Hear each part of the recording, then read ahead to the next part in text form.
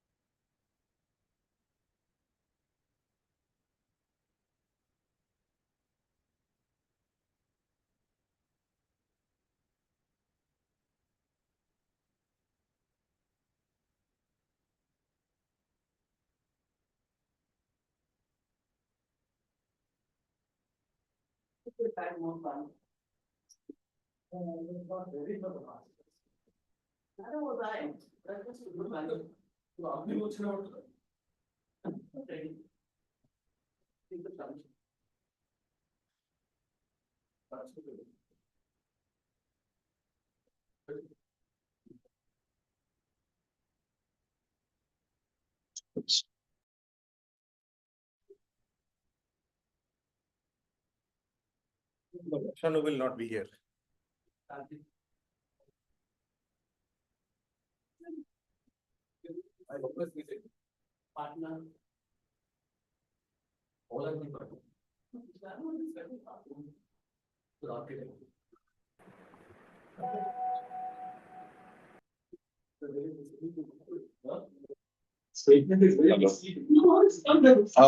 Lakshmi, can you say something? Good morning. Very good. Fine. Great. Dr. Abdul, good morning. কি এরকম করে chamber করছেন? Good morning. Good morning. Good morning.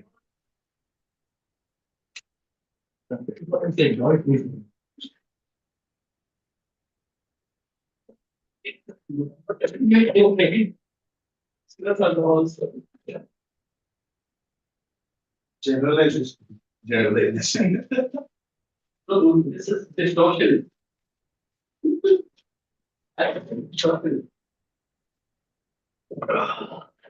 Okay, so very good morning, Lakshmi, Ritaj, Abdul online, and Jyoti, Abir, Orno offline. So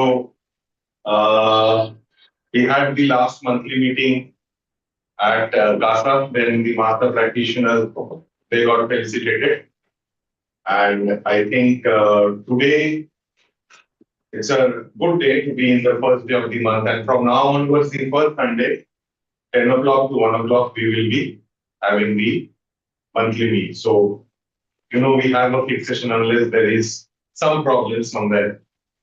Lakshmi, Ritaj, and Abdul, Dr. Abdul, it is clear, now, my voice? Very nice, very nice. Lakshmi wasn't there. No, Lakshmi is from Coimbatore. I think she's feeling that. No, there is Abdul. He is not good. So today I was thinking of starting the topic and then we will have the masters also sharing their thoughts and they will be sharing something that would be valuable for all of us, right? Ritaj, I hope you are there because they cannot see you, but Yes, I'm there. Very much. Okay, fine. So I thought of starting today's session with something which is common to all of us is resistance. Resistance, right? We are all aware of what resistance is, and there is some resistance in the form, some form of other in all of us. When I think of resistance, when you think of resistance, what comes to your mind? So if you take a moment away, right, and just focus on what resistance is, do you feel you carry in yourself? Because as NLPers, primarily, now after, of course, NLP, I have been associated with other subjects like hypnosis, hypnotherapy, social mental stress psychology, social panorama, eye movement therapy, right? So on and so forth. I have noticed one shift that has come in me, which I will discuss with you later on, right? But for the time being, if we discuss what resistance do we possess, all of us, What resistance do you possess in yourself? What are you resisting so that your life has become that much difficult? I will not say very difficult, but difficult, so that if you remove that resistance and be aware of that resistance and work on that resistance, life will become better. It can be anything. And when you are thinking inwards, remove the resistance, the barriers, at least to think in yourself. And maybe you can agree to yourself and maybe you can accept that, yes, I'm resistant to this. Because one realization that I have had is in families and relationships, especially in counseling, when we get into counseling, when we call ourselves coaches and counselors, when we call ourselves family people, near and dear ones, we all have resistances to combat with. What is that resistance inside you that, if removed or if done away with, you will be a better person, or you will be a better person to reckon with yourself personally?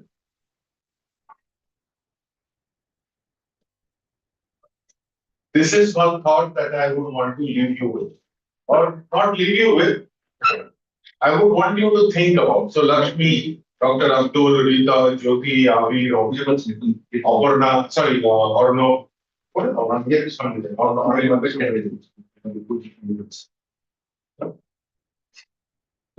Prangal is Orno. Will be slightly taken either. Being the towards reflection the gas. So resistance. I think we don't want to let go of our. What you don't have to define it. All of us know what resistance is. So you are. No, I did not. I said I don't know what in the lunch. So find out what resistance is. Don't bar yourself from any small resistances that you have. Include all resistances that are there. Include all resistances. So other people might see my resistances which I cannot see. Like the Johari window. Right? Like the Johari window. Others can see my resistance, I cannot see. So for you, what is that resistance which you think you see but be blind to it? Or you carry it with yourself knowing that there might be something that resisting that resistance to be taken away. Right? It can be your ego, it can be my ego, it can be my super ego, it can be my thoughts which are there.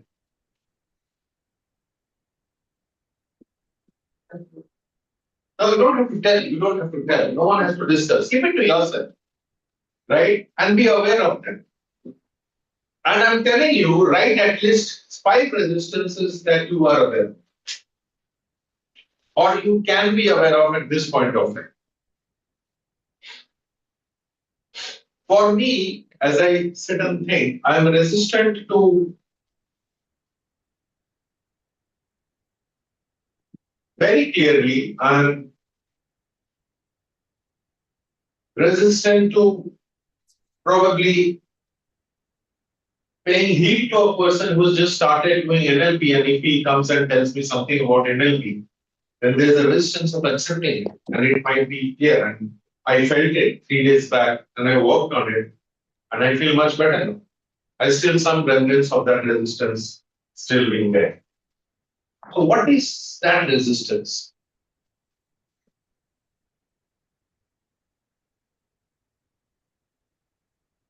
It might help all of us in understanding. Resistance to something you might wish to think, I'll give a pause after this, also leads to overthinking many times. And then we go into overthinking.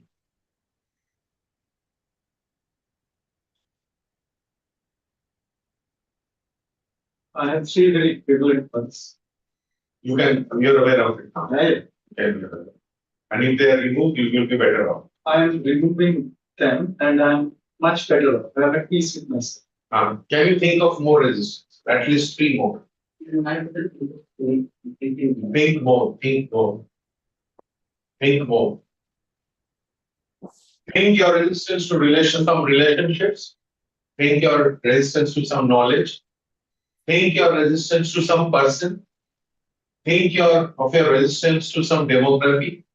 Think of your resistance to some country. Think of your resistance to some religion. Think of some resistance to some thoughts, some food. Think of.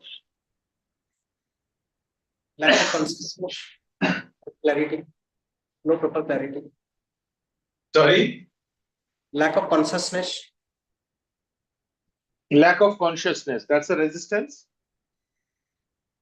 resistance for me. Okay. Lakshmi, am I audible? I think it will be work for me or not. That means it is a lack of consciousness. Don't think. Don't think. Just write down. Don't have to discuss. Just write down. And then we will work on the awareness. We will be going through a process.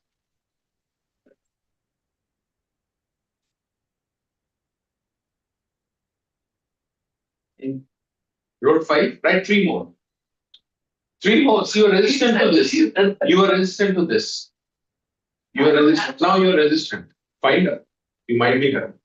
You never find out. Dig it out. Lack of clarity and lack of knowledge. Abdul. Yes, Abdul. Lack of clarity and lack of knowledge. Lack of clarity, lack of knowledge. Okay. What are you resistant to? What clarity are you resistant to?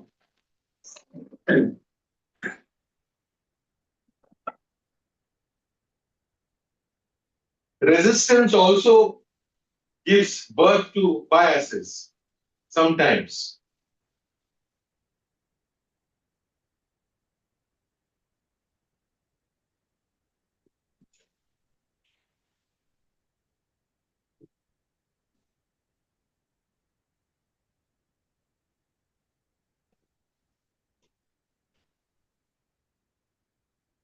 Resistant to flexibility can be, so what are you not flexible to? What are you not flexible to? What are you not flexible to? Where is your rigidity? Some resistance is good, right? So don't take me wrong. Some resistance can definitely be good. Track me. Track me. So some resistances are good. I said some resistances which if removed, which you are aware of and can be removed, can really help you. That is the resistance I'm talking about. So I'm sure all of you have noted down some.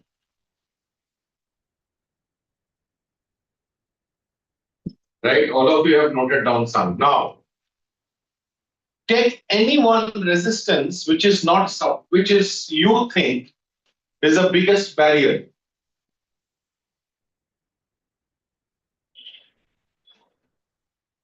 If that resistance is worked out, that would really be helpful for you.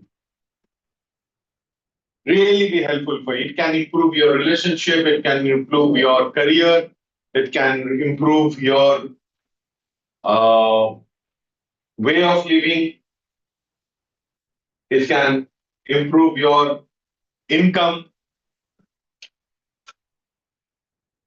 Prakash joined. Don't join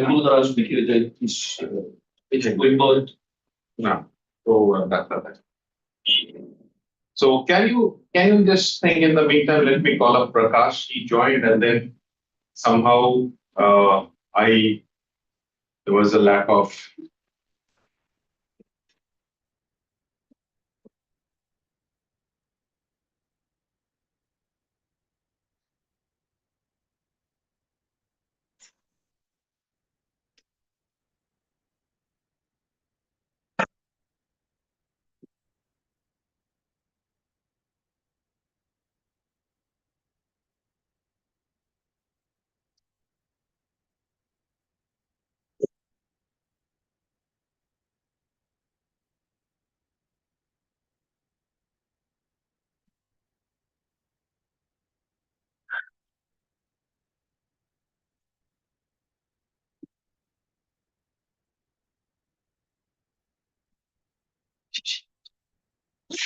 हाँ प्रकाश आप join कीजिए, वो बंद हो गया था, आप आइए। हाँ आप आइए। हाँ आप ज्वाइन कर रहे हो?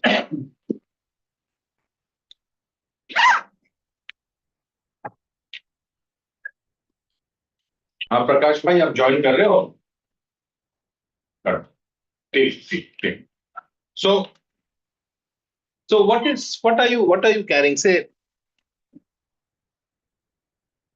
now that you are aware of the resistance and that one resistance, right?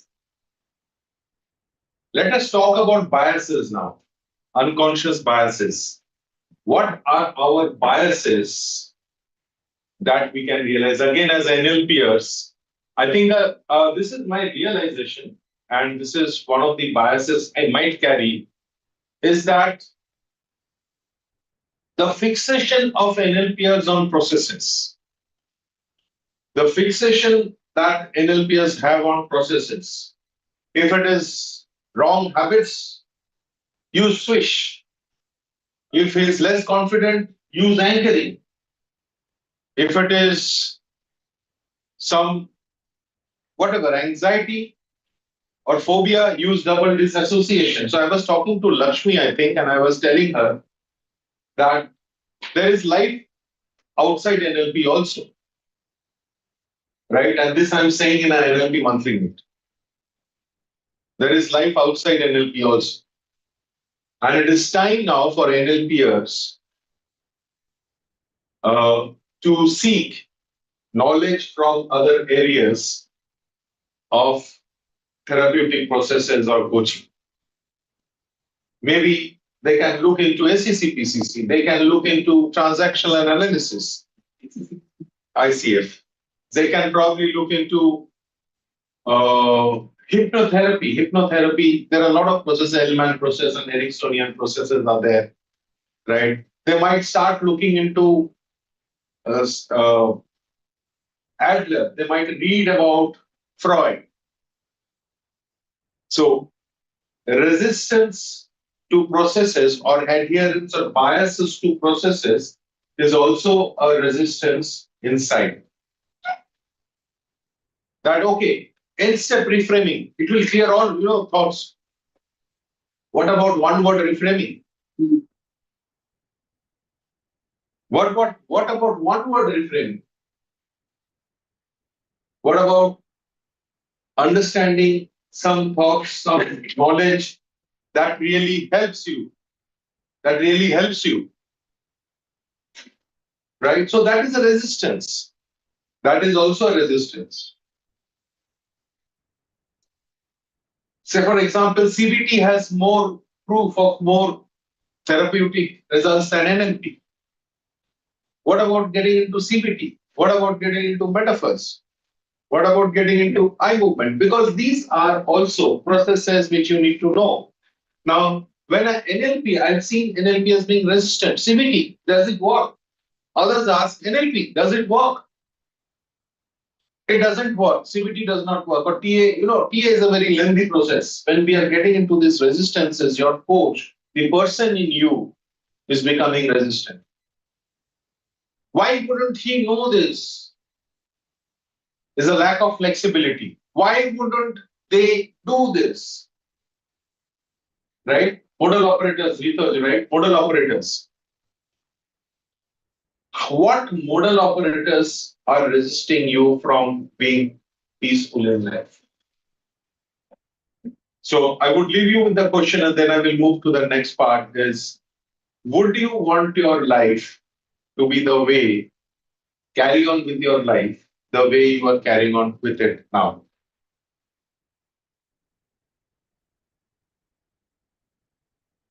And if you are, my next question, I'm not meaning it, but whom are you fooling? Maybe you, maybe not, maybe you are very, very happy, excellently happy, and maybe you are, there is a drama that I'm performing, and I'm saying I'm extremely happy and resistant to change, right?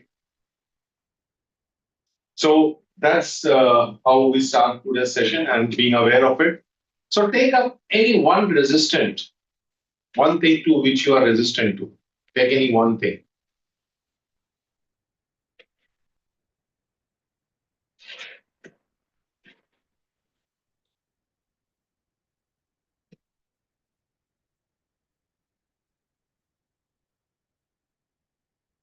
Let your subconscious choose it. Don't be too analytic about it. Let your subconscious just choose it.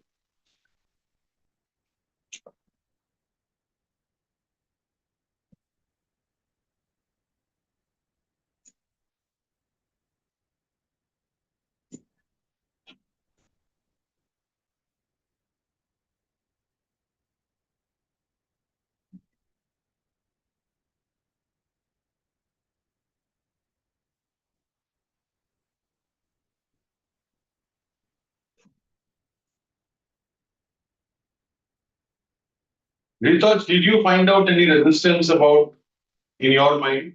Did you couldn't get through to any resistant thoughts? Ritaj, are you there? Yes, I did. So could you find anything that is resisting you and resistance in you?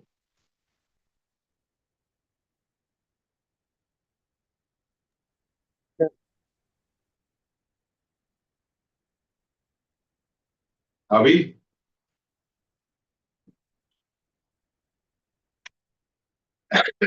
Should I say? No. Don't have to say.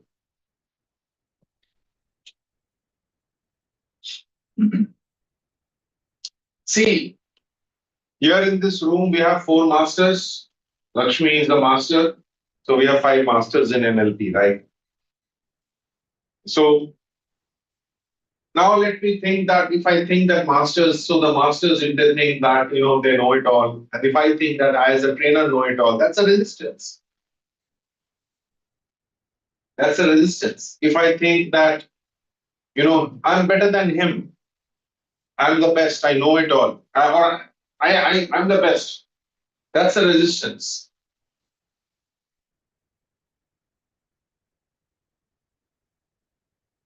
So that's what I wanted to start off with because I thought that resistance is very important. Friction is important for working, right? Otherwise, we would all be floating. Gravity is important, friction is important. And I'm using an analogy. However, saying that, what resistances can you do away with and still be and be more happy?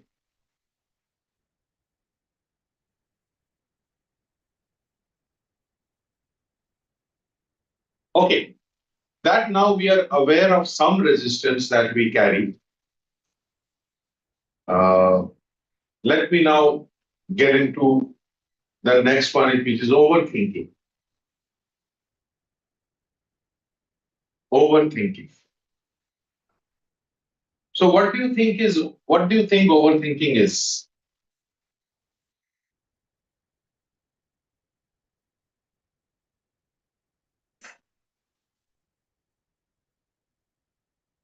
Delaying. Delaying. Overthinking is delaying. Yes. So, what is overthinking?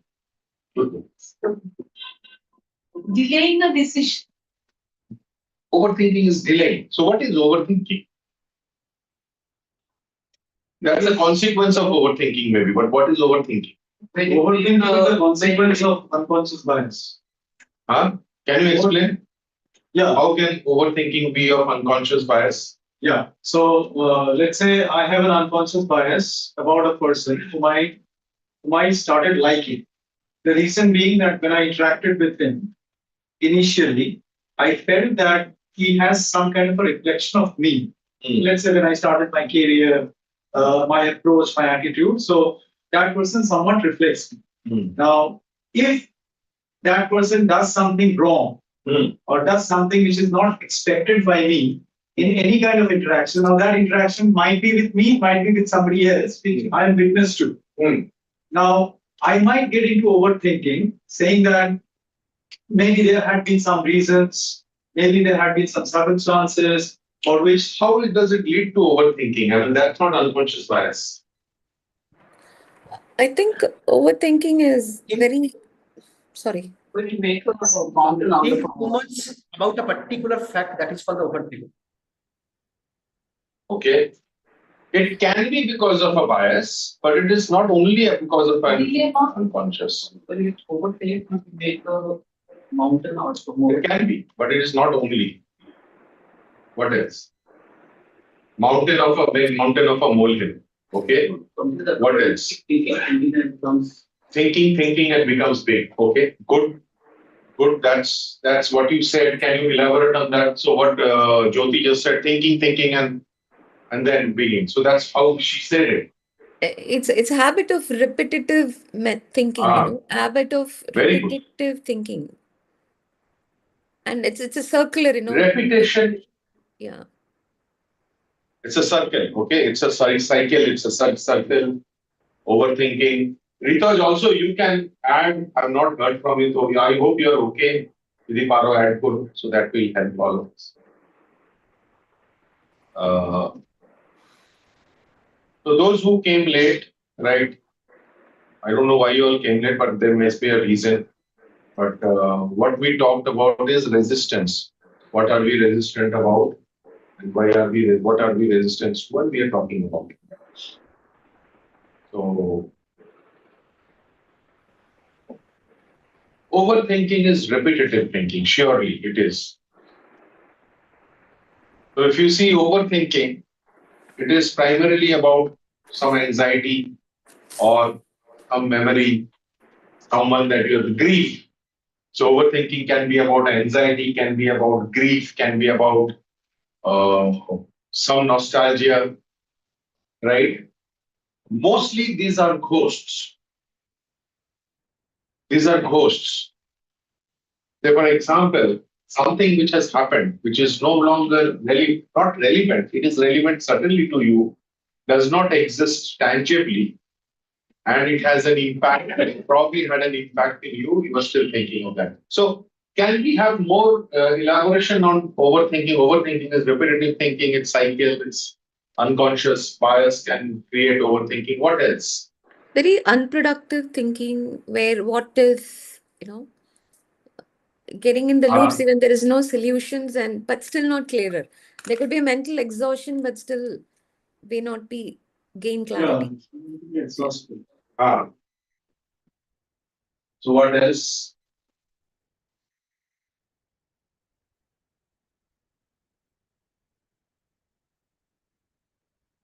What else? So, one realization that I have had is that probably in today's world, please correct me if I'm wrong, is that overthinking, uh, when people start overthinking, there is, of course, anxiety and fear and grief and trauma. When we look into it, it is just one of Whenever you are worried about a particular fact or particular incidents, that is called overthinking.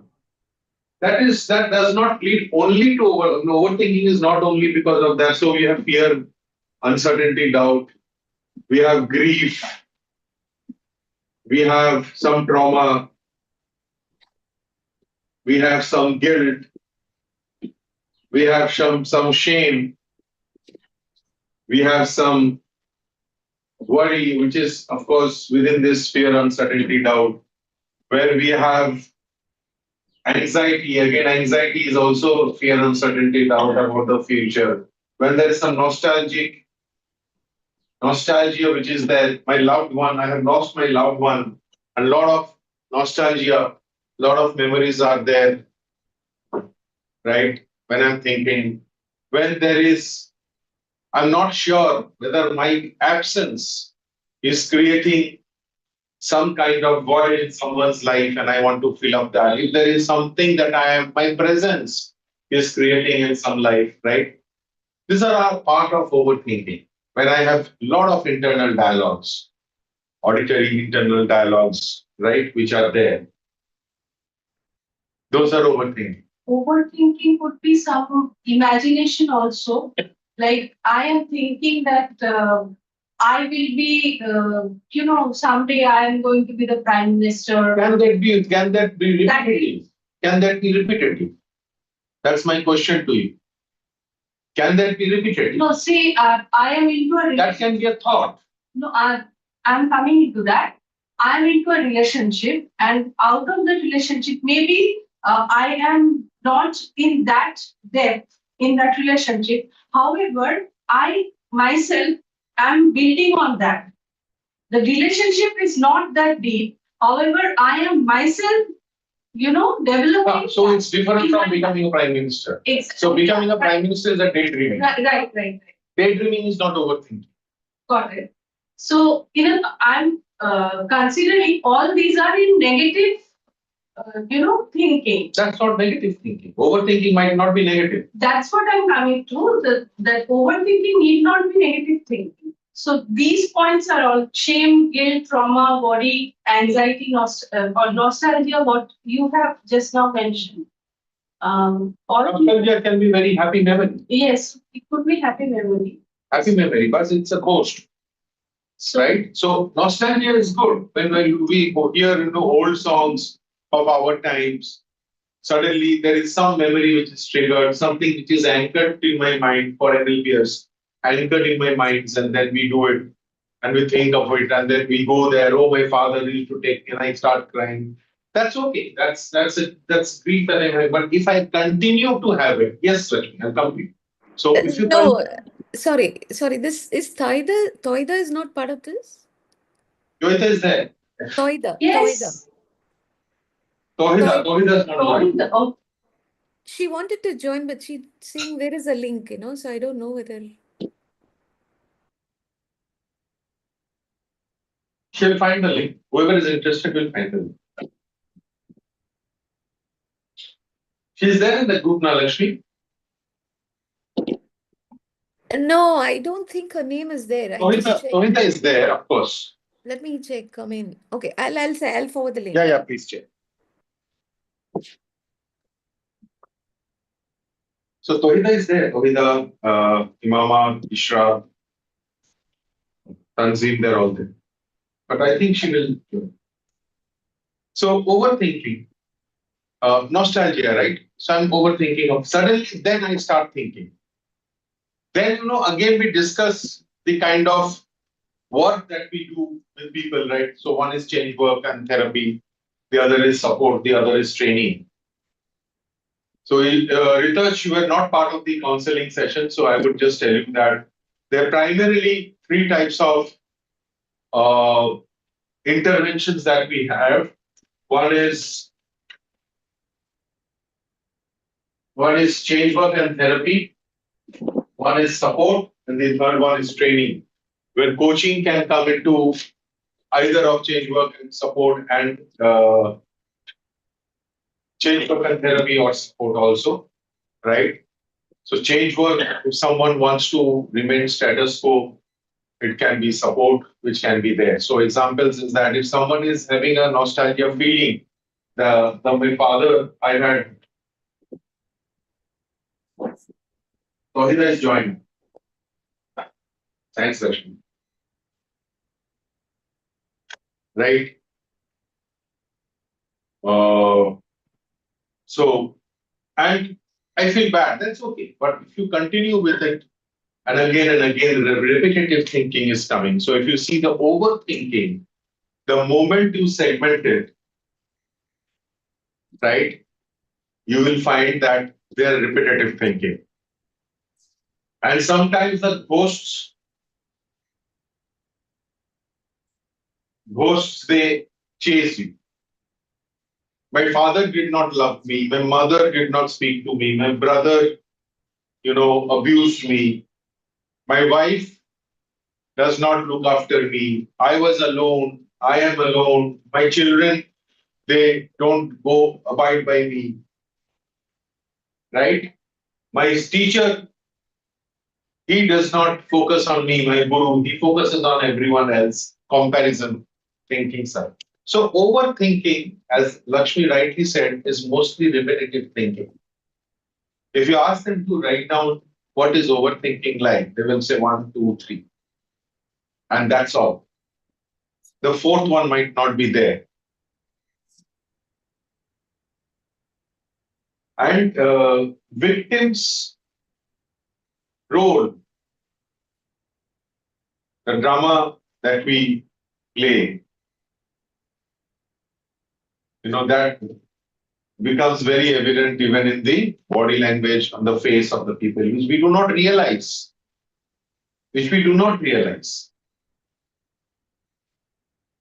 And resistance,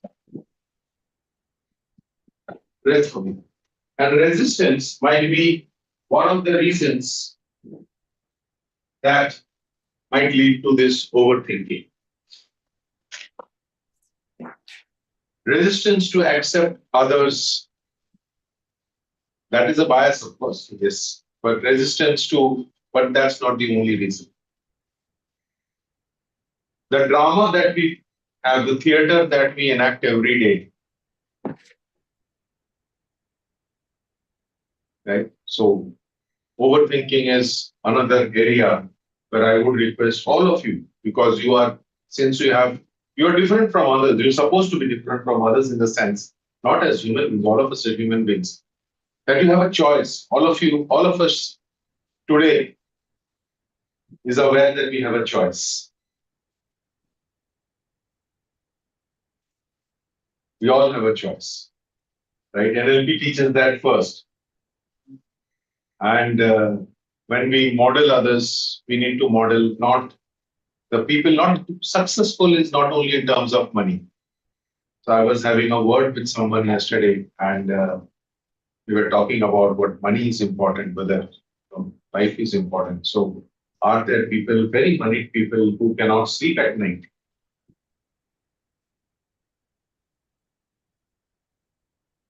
So I will leave it with that thought, and then let us choose that one resistance that we have. So Taurida, Swanchari, you will miss that probably because you all came late. But the discussion I will repeat for everyone's convenience once again. That we were talking of resistances. What kind of resistances we are having in our mindset? Resistances about a person, resistances about a family, resistances about a religion, resistance about a language, resistance about a country, resistance about some work, resistance about your own capability, limited beliefs. That is also resistance. So when we talk of reframings, so there are many reframings, right? Context, content, one word, reframing. So these are there. So what we will do now is we'll just give time to Tawhida, Prakash, and Papri. Papri, you also did not join at 10 o'clock, so probably you have missed it. So you can just note down what resistances are you having in your mind. Write down some 3 or 4. Joita, you can also write down 5 resistances. Right? Because when you become a master life coach and then you start coaching, if you have resistances, very strong resistances about something, and that will actually impede, or that will be a constraint. So being judgmental is some resistant. Yes, Abdul? Right? So say he is not open. Now, as a person, you need to find out whether that's a projection or not. All of you are aware of projection, right? All of you are aware of projection. So if he's very angry, or she is very angry, she gets very angry. No, she does not want to listen. You have to find out whether you are wanting to listen. Whether you are projecting some of your characteristics in others. He does not listen. First thing you should think is that what would help him? What would you need to do to make that person listen? That is a choice that you have. Otherwise the tail that you have after your name is irrelevant. They're all irrelevant. The money that you have paid is all gone down the drains.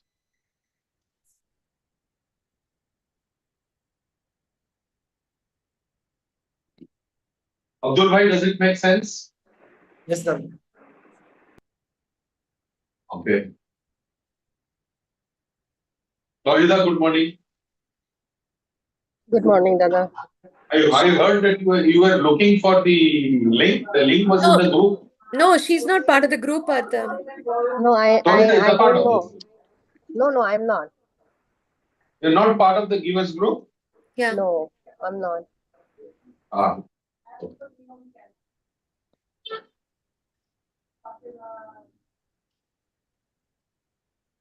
Okay, any thoughts that comes to your mind? Lakshmi, any thoughts that you want to share? I think the question of yours, what do you resist itself, is like a Pandora box ka kholne jaisa ho gaya, I mean, it's like I kind of listed 11, 12 and I'm keep writing. So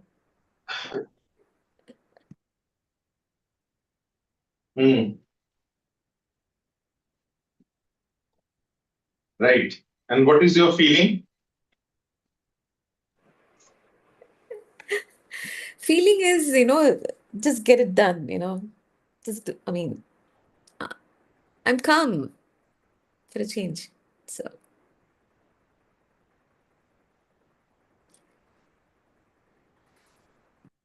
Okay. Avi, Resistance.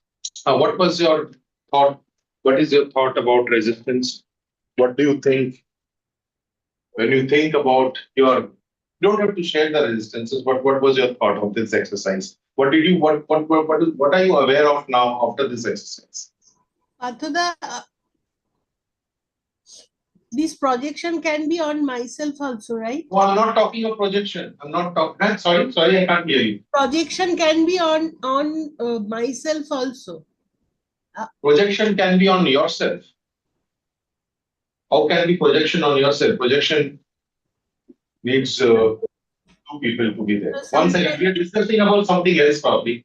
We are discussing about the resistance. I'm speaking.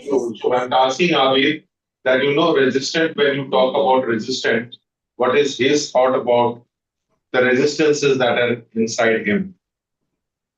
What is your awareness? Yeah, so number one, it reduces a lot of flexibility substantially. Number one. Number two is that it creates self bias or prejudice.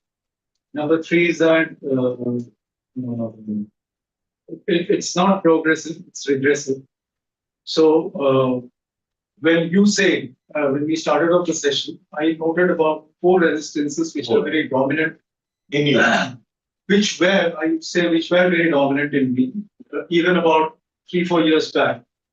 But I started working on those, and now I find huge, not only a subtle. What additional resistances were you aware of today? How many?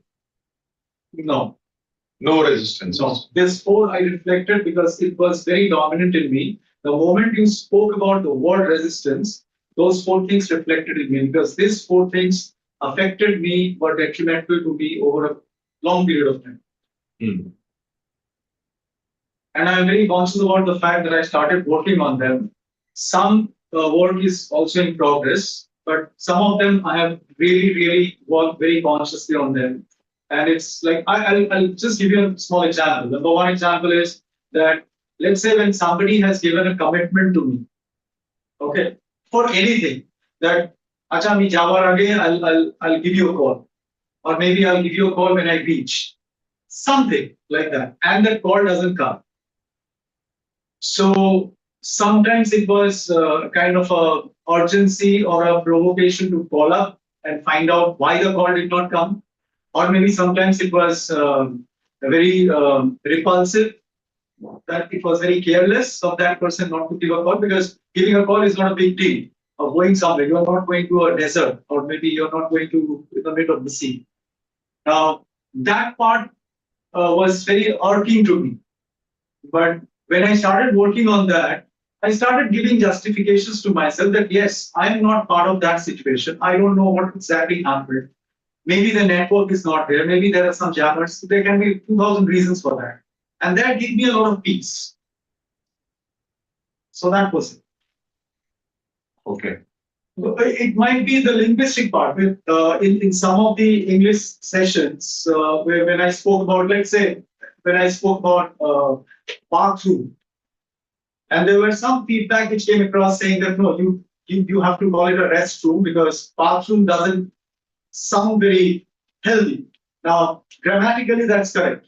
A bathroom comes in British English, Southern British, whereas a restroom comes in maybe French or European sections who know English a little bit. Now, it was nothing wrong about it. So, and I was very resistant to the fact that I know this fact. And why is somebody telling me that no, it's a restroom? So I can call it a loo. I can call it a toilet. I can call any names. But then again, it came across to me that no, maybe this kind of things when I see Are you it, resistant to feedbacks? Just think. no, No. no. You accept feedback. Yes, I do accept both. So that's one thing that many people are resistant to. And this is just a thought which comes to my mind that, when people are resistant to.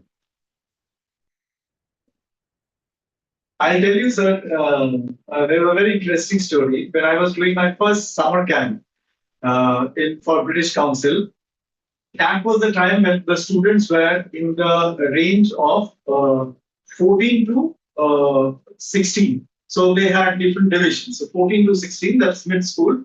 And then 17, 18 was high school. So in that, there were about 17 students. Okay, and some of them, as always in a classroom or audience, some of the people are very dominant in answering, expressing, taking initiative. And generally, as a trainer, you remember their names. So when I was talking to these people and I was giving more of activities to those people, in the midway, one student came across to me and said that, Mr. Bhattacharya, you are not calling our names, so we are feeling left out. And I gave a reason to them, which was very reflexive, saying that you were not speaking, you were quiet. I did not remember your name, but I did not forget to tell sorry that you felt left out. That was in the initial time of when I started training. And probably that student actually opened my eyes. So from that time onwards, for all the training that I did, students, colleges, campuses, corporate, whatever, I'm always very much open to feedback. Okay. So, Dr. Abdul, any thoughts from your side about being resistant? Are you in a session?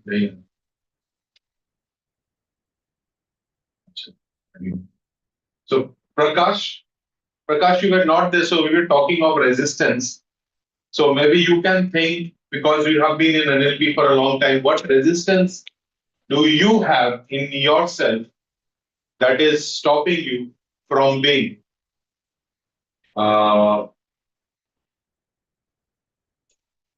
more flexible or developing yourself?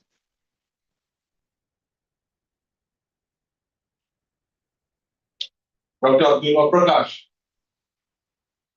I don't know. can you find out? Can you just think of? What things are stopping me? You don't have to say, but just think. If you say you don't know, it might be because of your resistance to thinking or searching. So what are you resistant to? You might be thinking, you just think of that and be aware. You don't need to share, but think of it.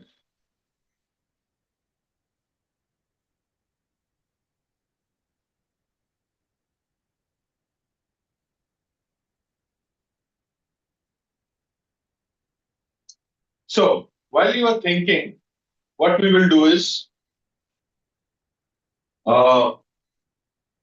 think of one resistance which you want to be free of.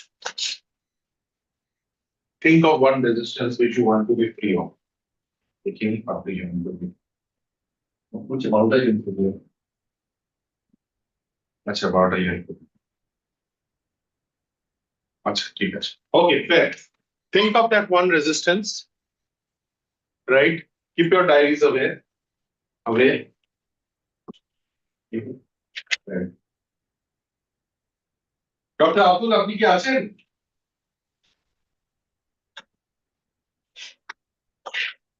No, okay, fine. Toida, you are there? Yes, I'm here. Ah, okay. Prakash, will you come back? Yeah, oh, fine. So just stabilize your feet, the sole of your feet on the ground. Yeah. Yeah. Stabilize your feet on the sole of your feet on the ground.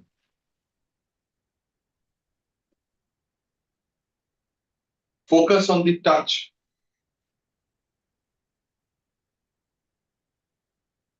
of your sole of the feet with the ground. Put your full focus there.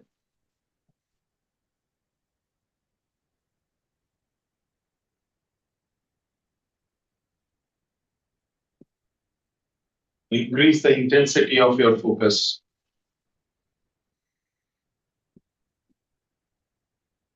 Abir, you can close your eyes.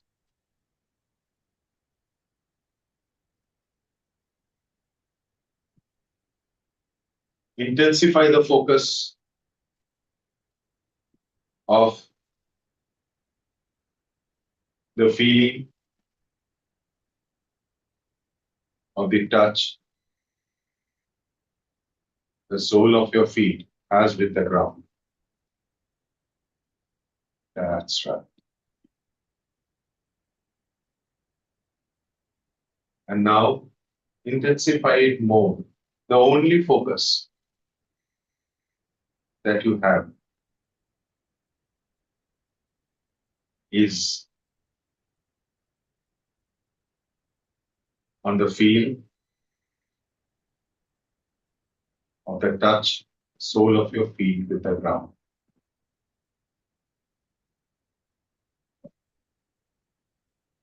And as you intensify the feeling,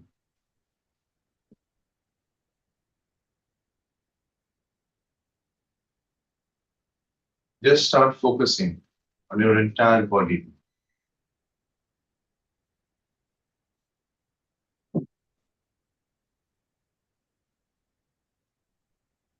Start from the top of the tip of your head, the tip of the middle of your head.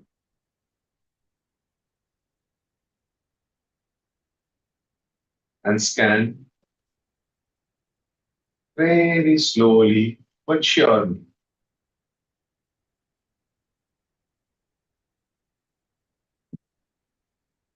Start scanning your body and see and feel and hear where there is most resistance. Your subconscious will tell you. Leave it to your subconscious. That's right. As you hear my voice, and as you scan through your body, see which parts of your body, which area puts in the most resistance. Ask your subconscious.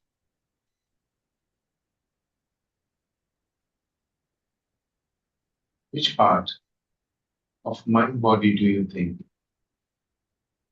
has the maximum resistance? While doing this exercise, you may lean back and rest on the chair. That's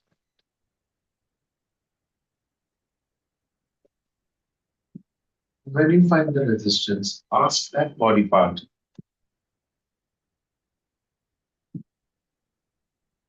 What is there in you that is resisting so much?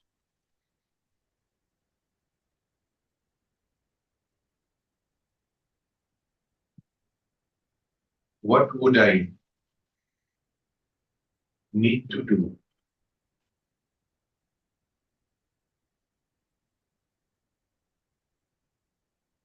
to remove the resistance? Lessen it in the beginning, that I would be the most flexible person.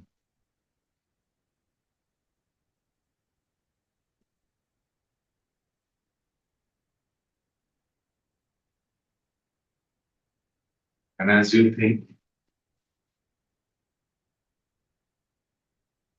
as you ask that question to that part of your body, wait for an answer. Rely on the subconscious would answer you.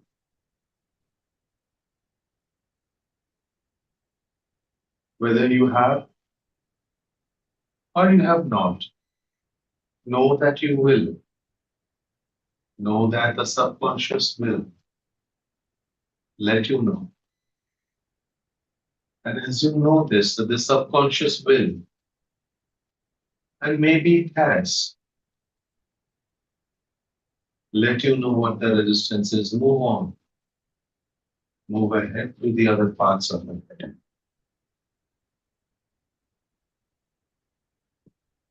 And as you move on, meet the flexible parts. Thank them for it. Ask them, how have you been so flexible? And as you ask them, the answer that they give, or will give, or might have already given, enriches you with the thought, if this part can be flexible, any part can. And move on. And you might meet, and you will meet, and might we have already met the parts which are resistant or maybe flexible.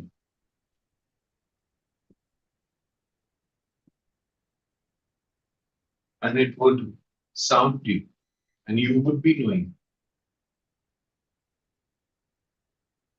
When you meet the flexible parts,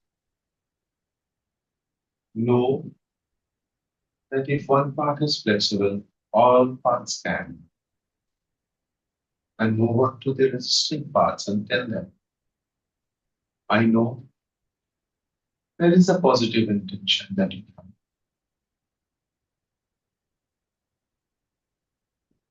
I know there is a reason of healing that you carry in.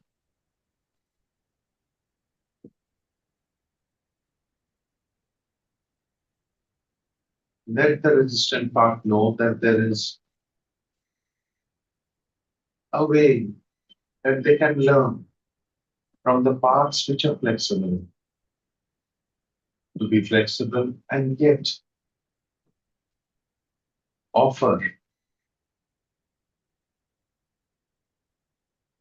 the positive intention that they carry. Let your body know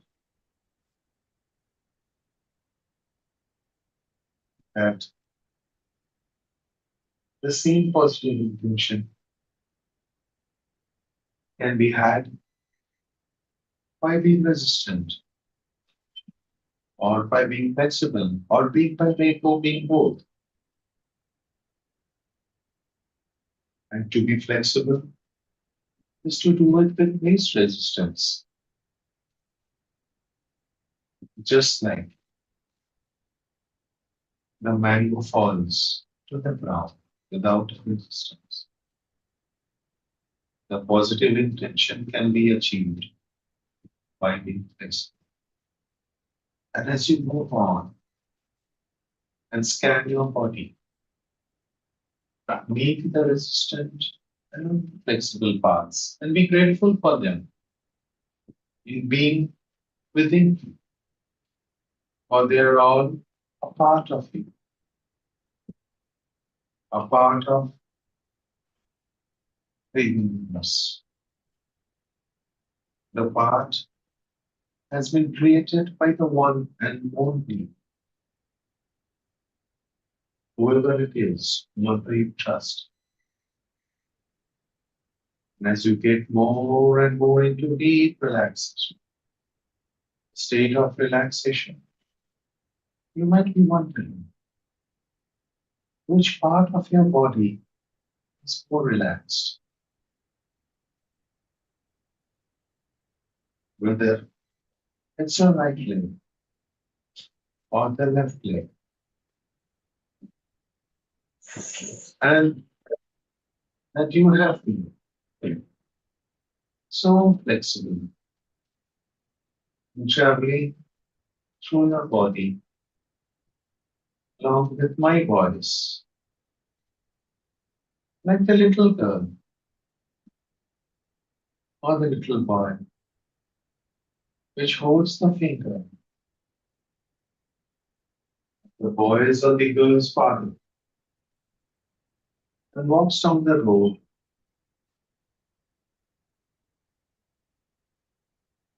happy,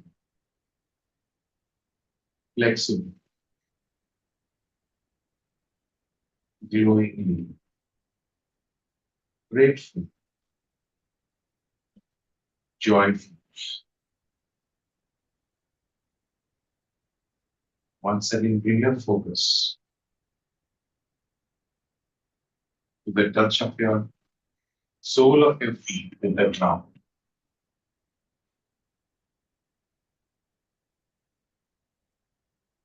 And as you're focusing there, know that you know now what is flexible and what is resisting.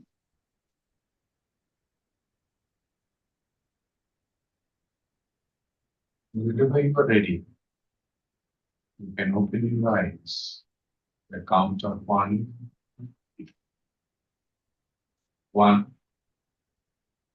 two,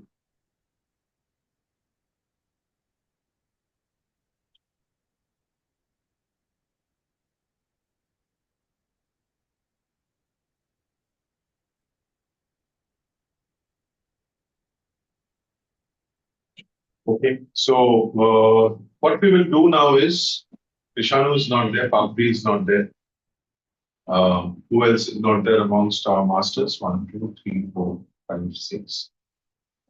Who else? Krishanu. Krishanu, 6, right? So what we would do is Lakshmi, Abdul, Prakash, and Tawhida, would you want to share something? Anything that you would want to share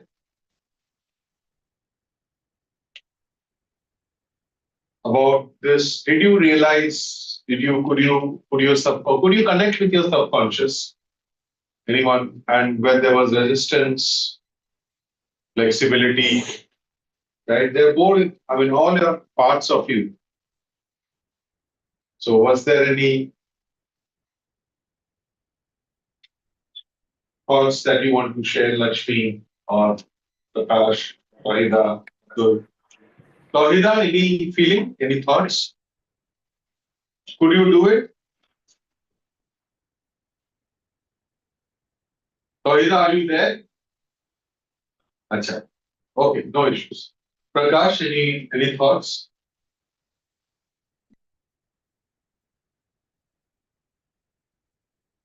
Am I audible? Yes, sir. There's so much of silence. I'm calling their names. So No, Prakash, can you hear me?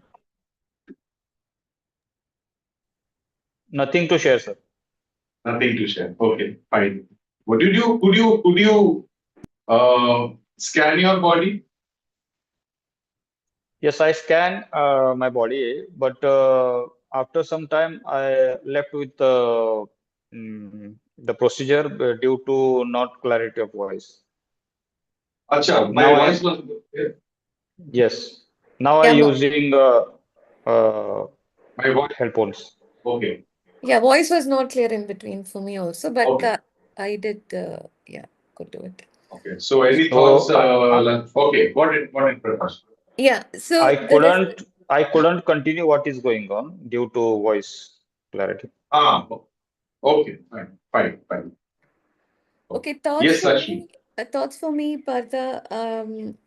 Yes, one major thought is whatever does not come in the way I want or I look for, or it should be the ideal way, according to my perception, I resist. That's a stronger thought, Hmm. whichever part I was connecting. I mean, I could identify 3 or 4 parts which is resisting, and yeah. And the another major thing is letting go of fear. Hmm. So I don't know whether I'm resisting courage only in that particular context. So Hmm. yeah. So I was even resisting learning when it was not coming the way I wanted to learn. Or it would be easier for me to learn, So Hmm. so that's the fundamental the structure I saw in every context, because when I juxtaposed with other context, Yeah, so Hmm. yeah. The letting go of fear is definitely Okay. there. Yeah. The fear is of the past. It relates to the past. No, it's very, there's no, I mean, I don't linger up. I mean, there is no known fear. What is this fear? What This is fear this is fear? this fear is just Fear go and about the future. no, go and sit in the car, learn and start driving. That's it. Wo nahi So hai. it's contextual. It's relating to the car, driving the car. Driving the car and going up to the height, even though consciously I know that I'm not going to fall, but still I avoid Got it. heights, those things. Yeah. Got it. Okay. Here, anyone wants to share? I Any- identified wherever I felt scanned in between I lost. Hmm. Or no? Scanned all the resistance in my body part also. Very strong resistance. Jyoti? I just felt my feet, a lot of heaviness on the feet. And then there was a little shaking also over these metals. And more pressure putting on the feet on the ground. And then somewhere down the lane, I think I was very innocent that I was just blank. But I felt at the end of it all, maybe I was not consciously doing it. But whatever was my biggest, what did you say? What did you start with? Resistance. That I feel that now I can do it. I just feel that, okay, I will do it. I don't know which part of the body put to God. Very good thing. No, it's the same reflection which I had mentioned. This part, from this part to this, as I was putting more focus, this was very vigorously shaking. I don't know. Yeah, can we? In fact, I just kind of stole some eyesight and tried to look if it was really shaking, but it was very still. But I felt from inside it was vigorously shaking, and after that, I completely went blank, and then I came back after some time. Okay. Fine. Before going on to the masters and asking them about their experience and their journey, I would like to ask any one of you has any questions. Lakshmi, Abdul, Tawhida. Tawhida, I don't think you are there, right? Tawhida? Acha. Prakash, are you there? Because I cannot see the videos. So I hope you all are already there. Yes. Prakash is there, I know Prakash is there. Dr. Kalam and Tawhid, I don't know. So, anyways, not an issue. But so what we will do is we'll get on with the journey, and I would request all of you to understand that, right? Here in overthinking, whenever you get people about overthinking, it's basically repetitive thinking, right? Repetitive thinking. And see, as NLPers, if you are not exercising your choice, then you have not learned NLP. Very simple. You have a choice. You have to understand this, that everyone has a choice. If you are not exercising, you have not learned. It's as simple as that.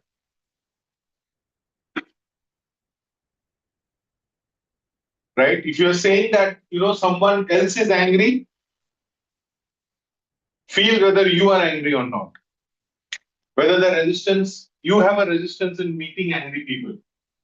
Whether that is very clear or not. I cannot talk to him, which does mean that you are resistant in talking to a particular set of people. He is very snob. Where is your resistance? What are you not flexible to? Who had given you a promise that you will meet all people who are liked by you? No one has promised you. No one has promised that all our relations will stay with us forever. No one. And that is why you will see people, they're grieving for life. Their life has stopped. There is a living death that they are experiencing. And many of you have overcome that, and many of us have overcome that, many of us have not overcome. What do we need to overcome, and what is needed to be done to overcome that? That is a choice that we have. Are you always complaining? Are you always, or are we always receiving what you are receiving? Are you always giving? Or are you always rejecting? Is very important to know.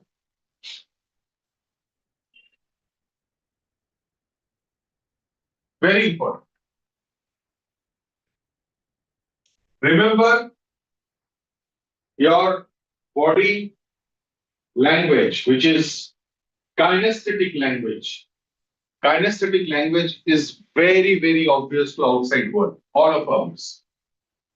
All of us might be thinking that we are ostriches, no one understands. Everyone, because our kinesthetics reflects it all. So, if you are getting into coaching, if you are getting into training, if you are getting into, if we are planning to step into a different life where we will have to impart something, remember you are also receiving. When you are imparting something, it's a transaction, right? So what are you transacting? So if I may ask Prakash, what are you transacting that is making you richer? Or what are you transacting that is not making you richer? That you might wish to give more. One of the biggest things that stop us is help, asking for help from people. Not monetary, by the way. It's not only monetary, it is also guidance, it is also talking, sharing. The more you are busy, the less you are sharing with people. And sometimes there would be loneliness which is there. You can ask for help. Is there a resistance that can also be looked into? Of course, complaining and asking for help, I'm not talking of that. But are you doing that? When you are complaining, there is a resistance in knowing the other person's perspective. That's why there is complaining. But Abhi just now mentioned.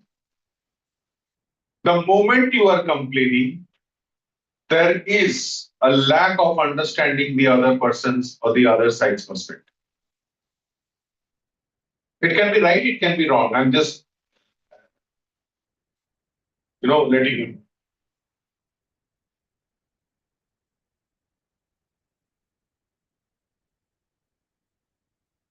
So that is what I will leave with, right? Think of this. So today I was thinking that let me talk of resistance per se and then overthinking. Okay.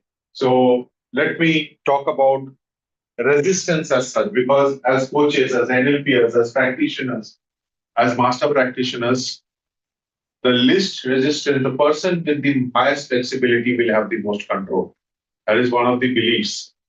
Now, and with this beliefs of excellence that the NLP has taught us.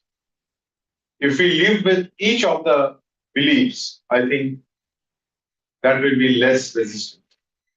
There will be, I will put it in a towards mode in meta programs, we will be more flexible. More flexible does not mean giving away self-esteem. It does not mean that you will have to give away self-respect.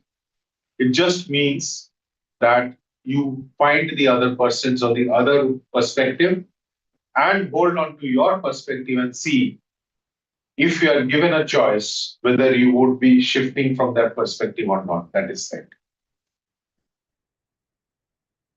So, couple of things that I would want to share is that we have the metaphors of movement again from 12th to 15th and 19th to 22nd. And metaphors of movement is something. And then we have the eye movement therapy. Those who have done the first degree can complete the second degree and so on and so forth. Right. So eye movement therapy, metaphors of movement. So these are there. And I would request all of you to be a part of the group, those who are interested in the academics part of it. So there are things, there are subjects there which will be shared and taken forward. Because as I told you now, there is a lot beyond which is going on in NLP. It's a lot beyond. Again, to take it or not take it, that's a separate thing. But say, for example, CBT is a good way, right? A lot of results are coming. Good things are happening in CBT or REBT, or even when those who are getting into relational therapy. So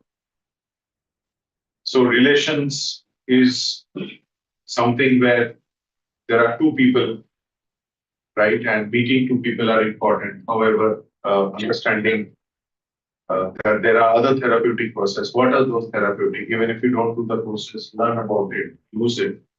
Be more convergent and be more, accept more,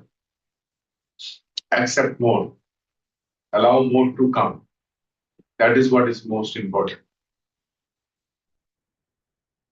So, for example, when you are talking of choice, there are hundreds of choices that you have, right? Go through them, understand them, read them. So understand that when we talk of coaching and counseling, the use of pause, silence, movement, these are very important. So that's from my side. So over to you. So I would request one of you to come and talk about your master's experience, and then what is your takeaway, one takeaway that you would want to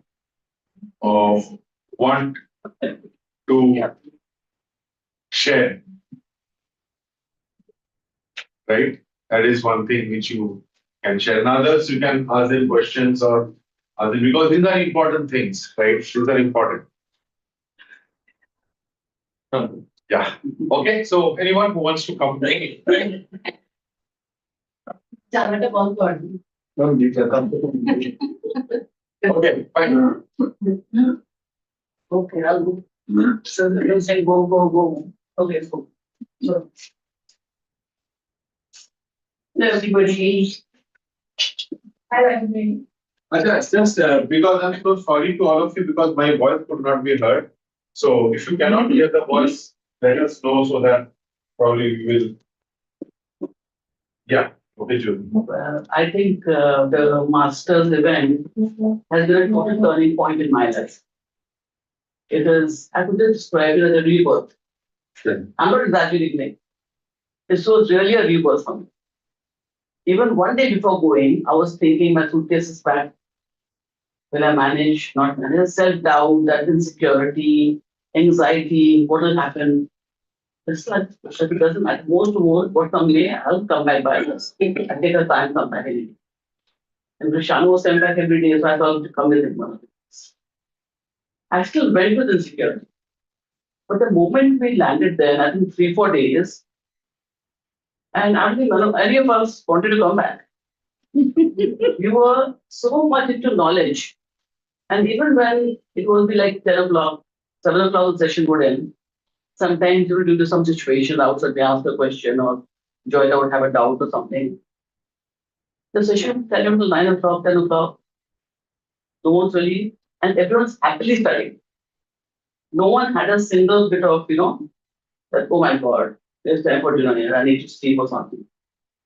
So that was the scene. We were all, first and foremost, I think the comfort level, the venue and this arrangement that Dada made for us, that was amazing. You had to not even think of a thing. Like if you're not comfortable when you're sleeping, you're not comfortable when you are eating, not your kind. So I think that plays up on your mind. We were totally relaxed on that set. All we had to do was study. Otherwise, Dada catered to everything else. However, he did it, he hired people, extra people. And for me, I think I did practitioners twice. And I'm an ICLPC coach also. So I think I call myself rather learn it. But this habit of anxiety had not gone. So after I did my PCC, I got in touch with Dada. So I used to keep calling up, Dada, I'm getting in that I'm having feeling like this, I'm feeling lonely. I have no one, I have this, I have that. And so many umpteen problems. So many times I used to call him, please listen to me, give me a listening ear. Once I called him at 1 o'clock in the night, I'm feeling claustrophobic. Then he told me to go to the balcony, warm some water, then he made me meditate at 1 o'clock in the night. And after also he told me, I'm awake, give me a call if you feel you're not comfortable even now. And by then I'd not been met him as a person. I just spoke to him on the phone. My first meeting was with the first practitioners. This was before that. So severe anxiety patient with Dada knows. And I always had a lot of self-doubt. Will I be able to do this? Which didn't let me progress. Even coming to practitioners, I made a lot of excuses. I'm not well, what will I do? I need to sleep. He said, you just come, I'll give you a place to sleep. So I managed to get to practitioners. But this habit of anxiety and thinking negative about myself or feeling guilty about responsible for everything in the house. As people told me, I would take it all in. And keep feeling that. I would not really admit it. I had to show a bold front, especially when I would be coaching somebody. Then I had to show I'm how confident. But there's something else that you portray out, so there's something else that happens inside you. So I think that big change came. After I came back, after 10 days of staying there, we were just studying, we were in a different world altogether. And I didn't know that this kind of, I really didn't expect this kind of change would come to me. After I came back, I've become so, it's like a total new person. Nothing bothers me at all. Not once have I followed the other. I've already after that any kind of a problem. Maybe I'm happy what I've followed you, but not the problem of it. I haven't got any of you with any problems. You better know. I'm calling for happiness. That's I call it happy days. I call it good moments. And really, it's actually happened like that. That I started studying patterns in my family also. Okay, that's a pattern. That's his pattern. That doesn't mean it really. And it just flies over my head. So the anxiety part doesn't come in, the judgment part doesn't come in. My confidence level has really gone up.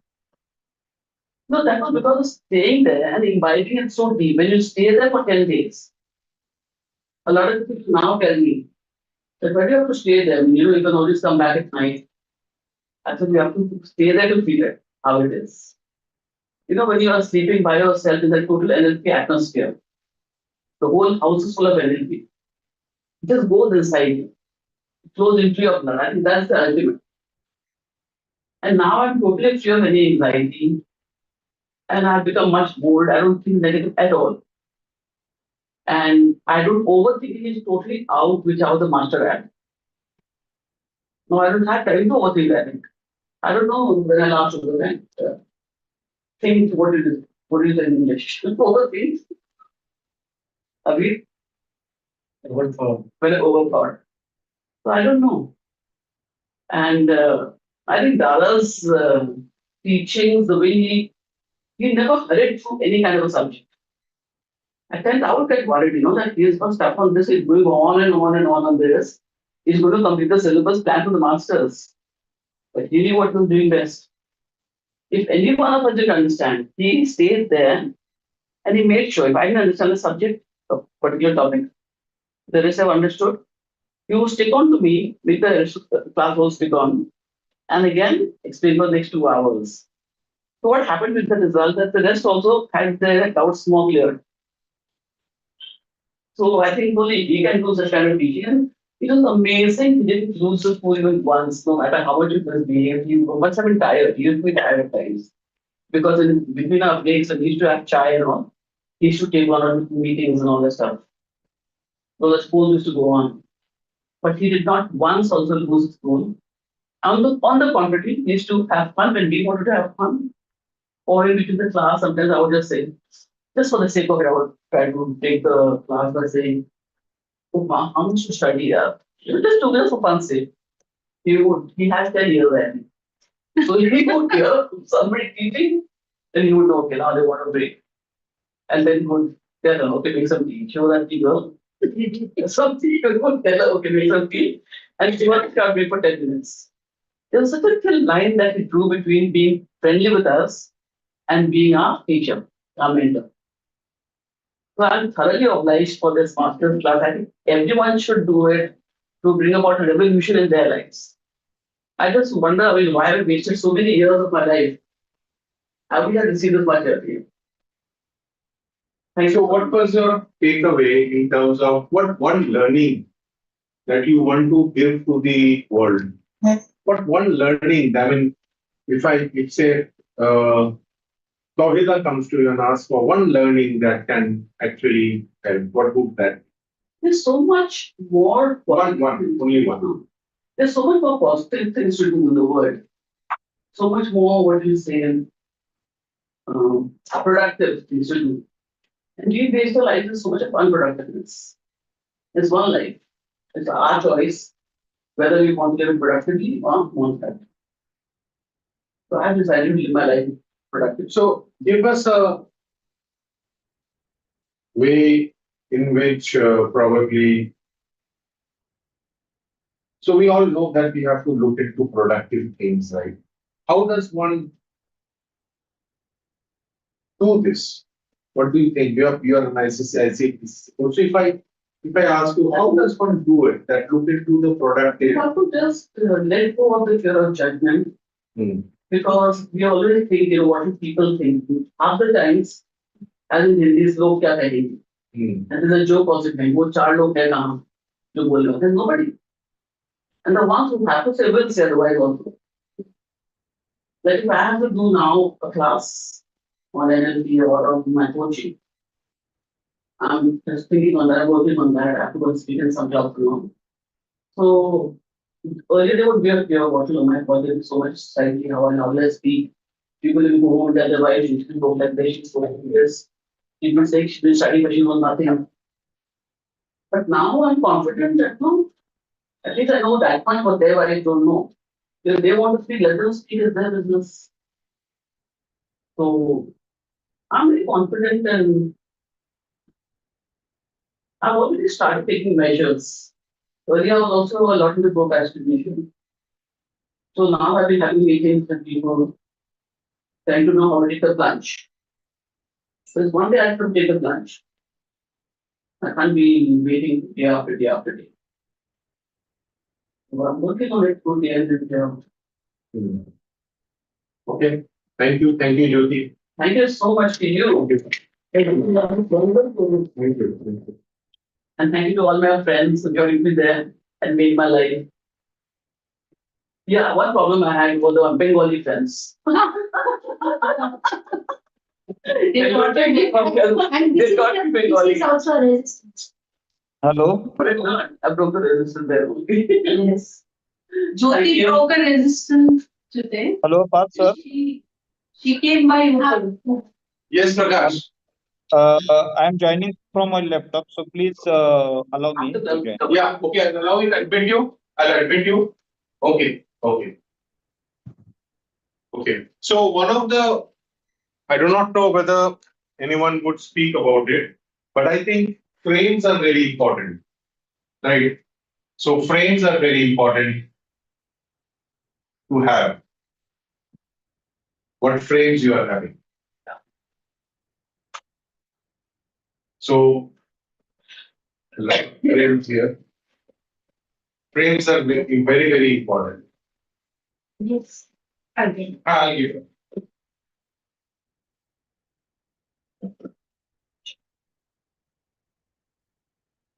Okay.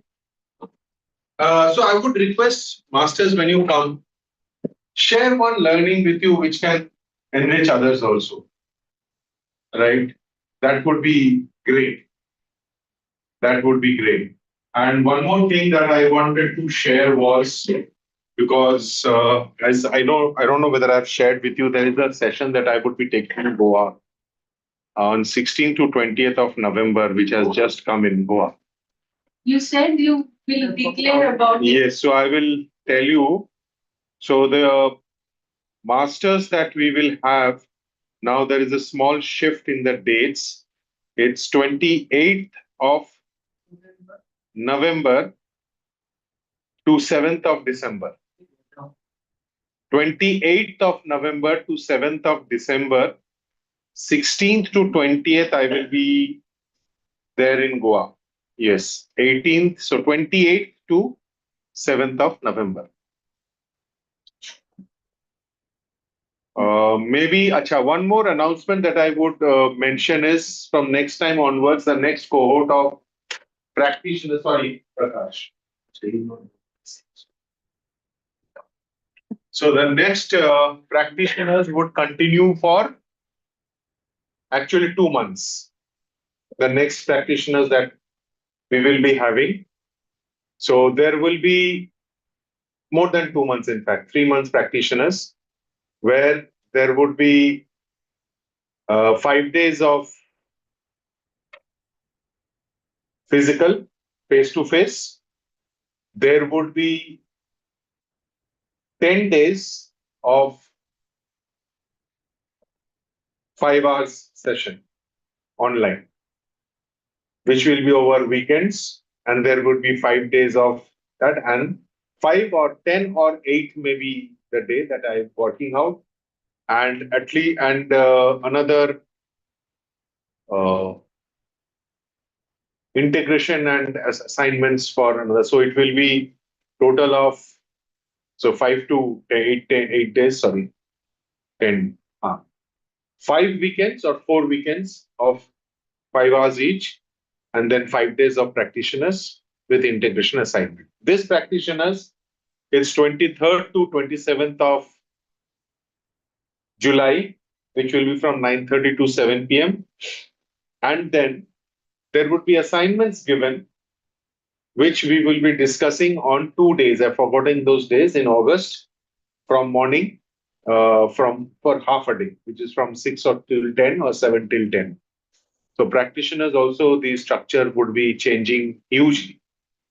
This practitioner will also be from ABNLP and SNLP. No, practitioners is not from SNLP, It's ABNLP, only from. ABNLP, right? So when we are having a word with people, so are we going to discuss that these are the points that will be covered in the practitioner? Yes, yes. So this July it would be there, but from next cohort we will be changing it to that time. So there will be more commitment from the practitioners. So only those people who are very committed, I might be, they would be joining in. And because I find that people, they need to go to masters with proper and enough knowledge. Otherwise, that does not help. So to bridge that gap, it will be there so that when they go in for masters, they're prepared for that. And I would be including submodalities, which will be in the form of mental space psychology in the practitioners also. And the IMT program that you just now said, will that be online or? Online. It will be online. IIT level 2 online. Level 1 and level 2 both will be online. Okay. So that's about me. And I would request all of you also to refer candidates from 23rd to 27th. So thank you so much, Lakshmi. Thank you so much. And I would thank you also, Shanchari, already referred someone. So I think this will help to have a better, a greater tribe rather, bigger tribe. That was with us in the. Okay, who would be the next? Yeah, Joita. Very happy with that. একটু ঝালা দিচ্ছিলেন বা সবচেয়ে উপর দিয়ে যদি উঠে যাওয়া যায় Yes, also children want to go. Also, we need to share how beautifully you captured the pictures and things. Okay. What the camera is also in the picture. Hello That's all you will be picture. Hello hello Hello. Hello, Joyita. So, my NLP journey, it started from August 2024. So, when I first entered the NLP room, the session, I was pretty excited that, like another workshop I'm entering. So, very happy.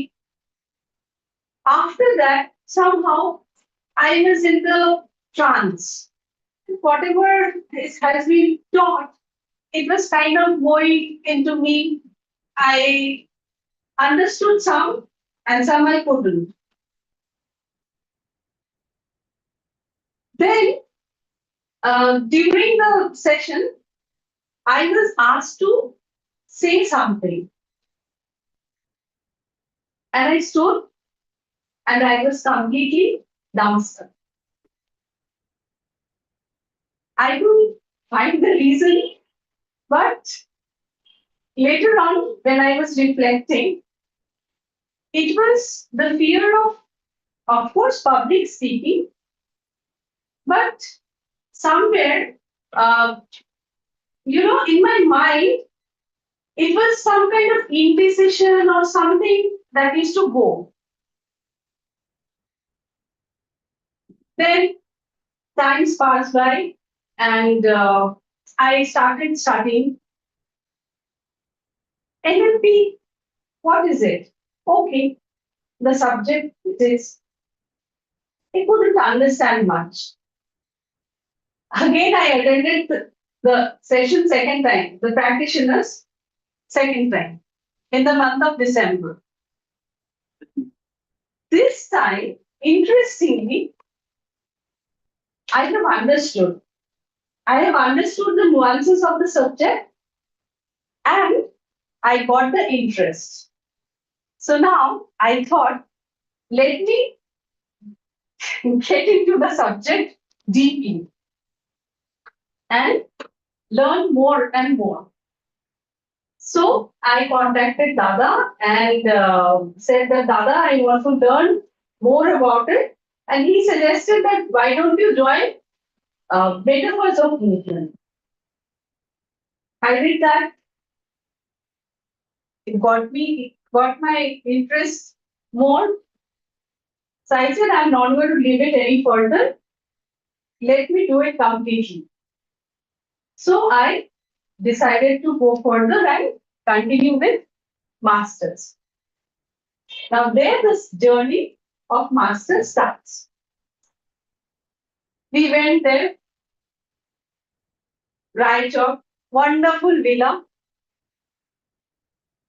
holiday kind of atmosphere. Are we going to study here? Okay, let's see what happens. We landed there, kept our luggage, and Dada said, okay, enough of clicking photos, settle down. Well and good, we settled down, and Dada gave a task. Training outcomes. What is training outcome?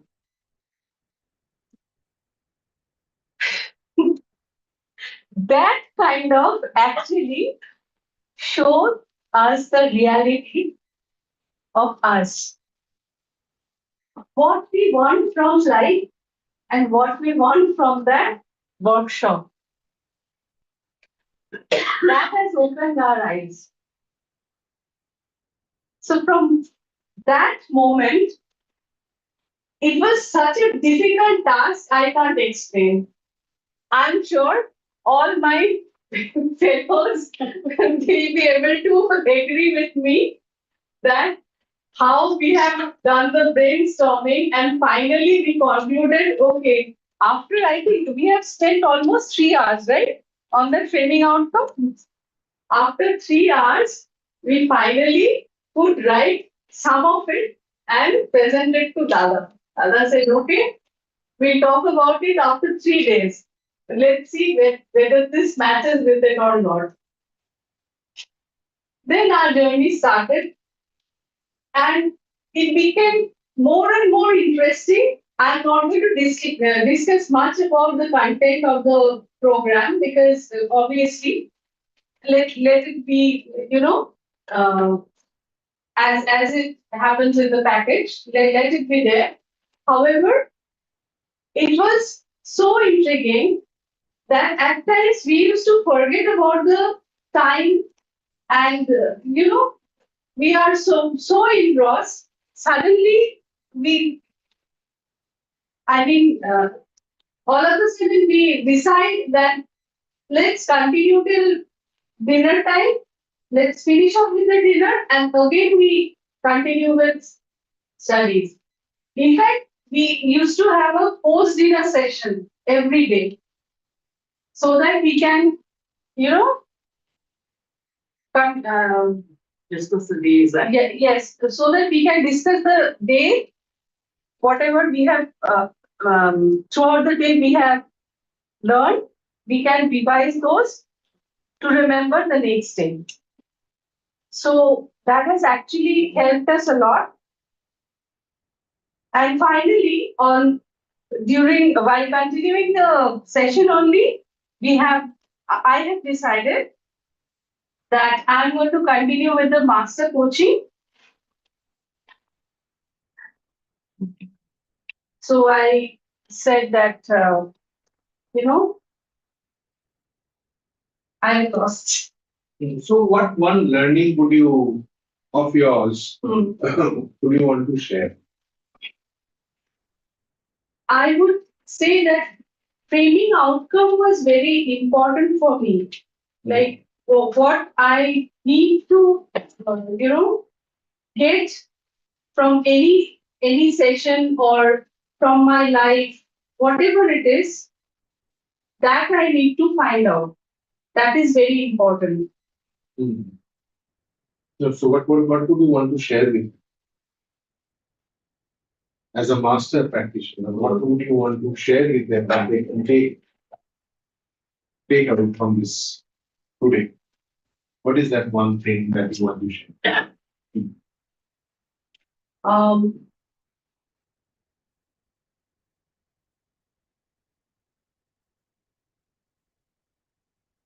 See, what I was and what I am today, there is a lot of difference and that I am feeling.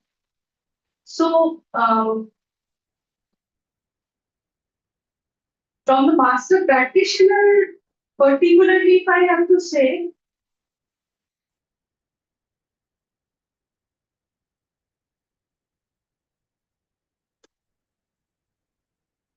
say, not being very probably.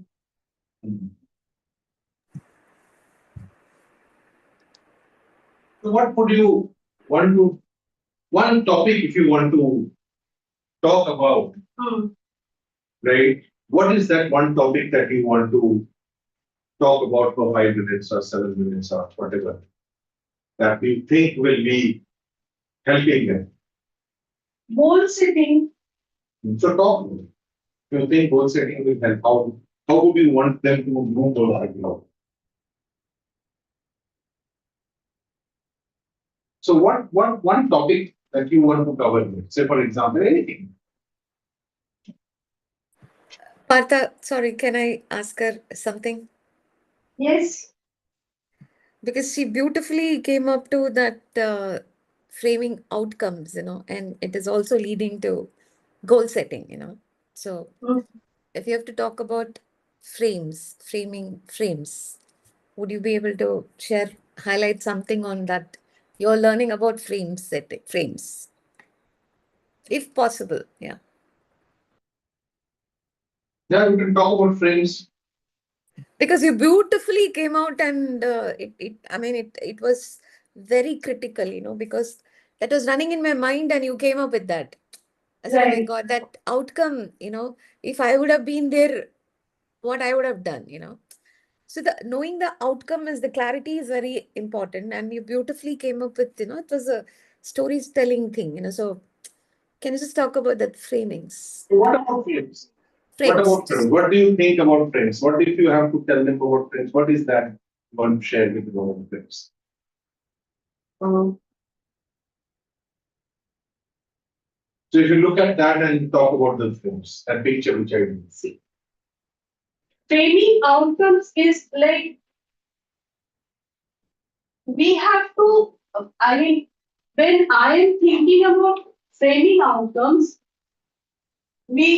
I am, as of now, I am stuck up with small things. Small things. So I am now trying to getting into the bigger picture. So looking at the bigger picture is important.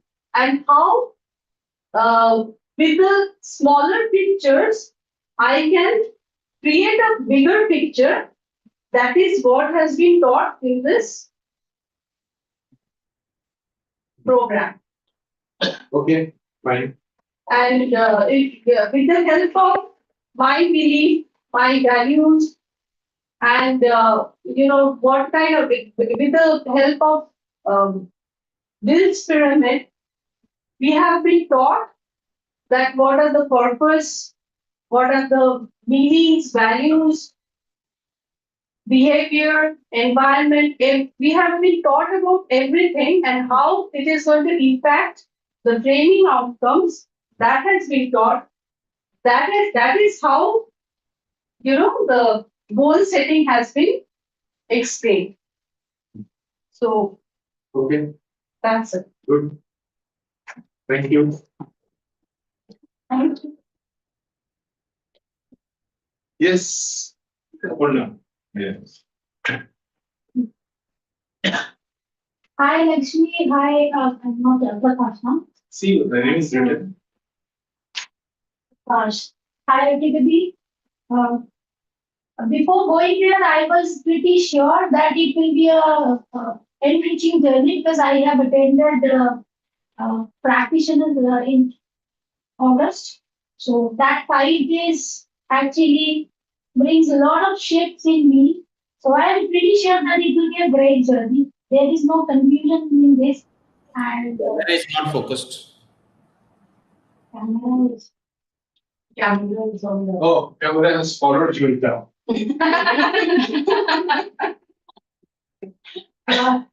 However, still in my mind, one thing was there, why it is a residential, we have to stay there. And as soon as I reached the venue, I have asked Dada, Dada, why we are staying here? What is the reason to stay here? We can even do this as we did in practitioner, 9:30 to 7. So he has not answered me. And after 2, 3 days, we have started, and gradually for me, for first 2, 3 days, it was, I am nowhere. I'm just listening, just trying to get it. However, it was very tough for first 2, 3 days. After that, uh, the night session was too much impactful, and actually I'm able to grasp all these things what we have done in last 2, 3 days, and people are laughing so much. I'm trying to be so serious, articulate, trying to articulate so many things. What did we do? You're giving us. How you always that? Go back. Don't be giving us one. Smiling and laughing, there is a difference. Anyway, Smiling is it's encouraging. very tough to try to understand. So after 2, 3 days, it was, I really understand. The night sessions were too much impactful, and that day Dada has told me that now you have understood, you have got your answer. Why we are here, it is so intense, the learning is so intense that it should not be diverted with any other external factors, like I have to cook, I have to go to office, one mail will come. I mean, 100 mail will come, so this distractions need not to be there. So that was the day I have understood so intense qualities, and definitely so many topics we have learned there. Like as Joita said, framing outcome, we have just drained out within 3 hours with that framing outcome, and so on the meta model, Milton model, modeling, so many topics, timeline therapy, and so on. And for me, it is, I don't know, storytelling. That day we got some bouncers. We thought that storytelling would be a very easy cakewalk. And it is so tough, I must say. First day, I remember that we have scored. I mean, we actually failed. We actually failed on first day on storytelling, and next day Dada told that you all have to practice, and you all have done disaster. So this is how. Then again, I understood why we are staying here at night and just reading on the, books, and trying to get the the greatest challenge for me in storytelling is my voice. Have one tea. Thank you, thank you. Okay. So nice to know. If you have a this kind of coach, Tea for us, please. Tea for us also. yes. So yeah, cheers. Sorry, Prakash, cheers. Huh? Thank you. So among many of the topic, my key, first two key takeaways for me, storytelling and timeline therapy. Time matrix, better to say. And why it is because storytelling is as I am working as a trainer, storytelling is really important for to hold a session, and that was a wonderful session we had on storytelling. That is a yeah, I don't remember her name. We are fortunate. Who's name? Jyoti Di, na? What? Jyoti Pandey. Yeah, Jyoti Pandey, and we are we are fortunate that we are able to talk with Jyoti Di. She is a renowned storyteller, and she gave us some ideas, some points how to do a storytelling, and with that help, I definitely implement all those learning in my storytelling in my future sessions as well. And the second takeaway is again is timeline therapy, because for me time is very important. This is the asset we cannot hold. We learned about timeline that it's a structure of uh, three kind of structure we have in our timeline, that in time, through time, and between time.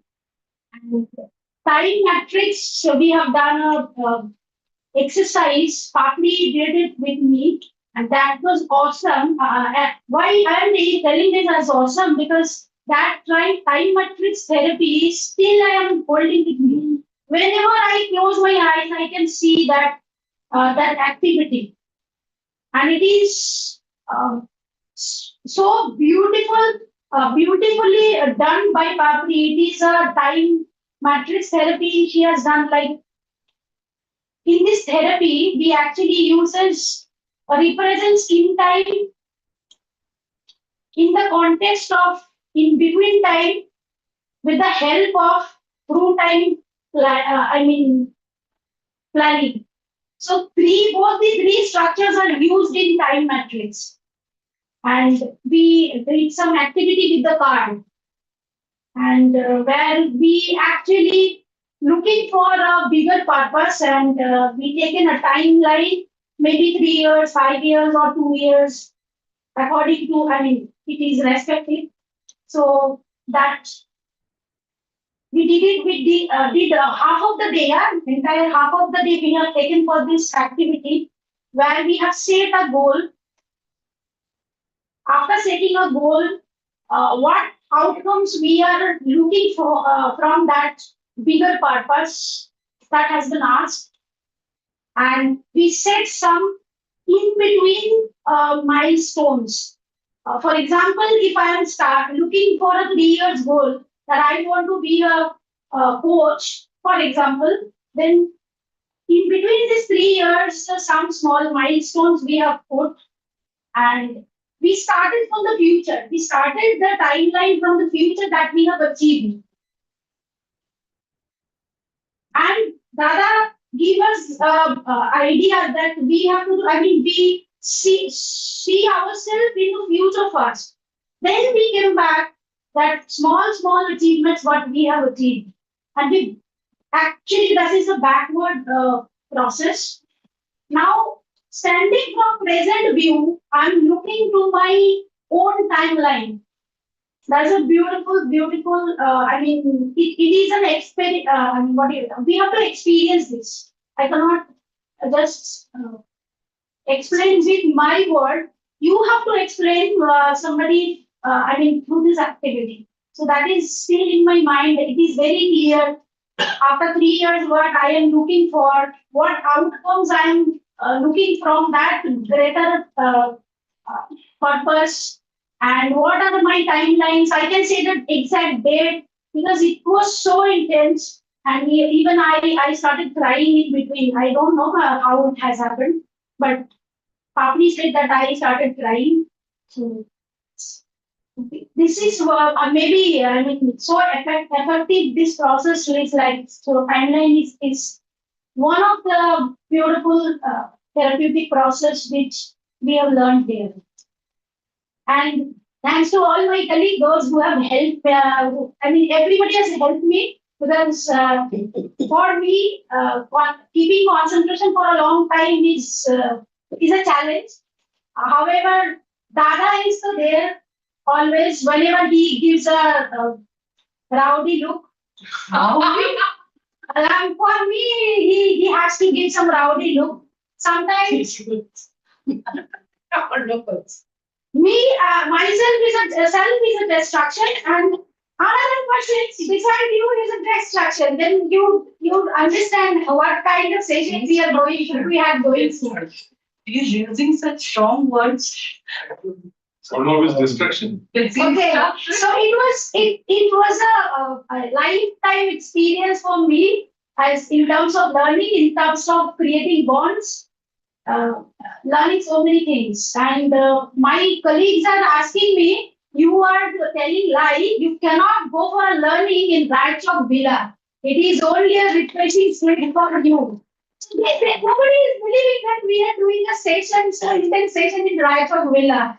But however, it had fun, it had everything, it had learning, it had cooking, it had tasty food, celebration, everything. Anniversary. Without husband. Okay, so that's it from my side. Any questions, Lakshmi, Prakash, Yeah. Veer? I have a Sanjay. Can I ask a question? Yeah, what is it one learning which you want to share One with of us? the takeaways that you had, two takeaways. Okay. So you said you had two great takeaways. One was the storytelling part, and the other one was the timeline part. Okay, so let me ask you about the storytelling. When you said that we did storytelling, and the other said that it was a disaster, so people need to practice. Now, my question is a very small question. You can choose to answer or not to answer. Is that what was the disaster? Was it the concept or was it the process? Because you tried storytelling, right? So you had a concept about storytelling. Yes. Was the concept completely Concept first and the processes. both of them? Both of them. First is concept. We thought that story should be like this. And that was it was a misconception. It could be a one line that creates a story that we have learned. Okay. Especially Jyoti Didi's storytelling session. It was amazing. It was 4 or 5 lines she has told. I mean, that even with a great impact, great moral that story was. Thank you. Okay. Any other questions, Lakshmi, Prakash? Yeah, yeah, I mean, you did say that, I mean, the timeline therapy and story is really, I mean, it was very close to you.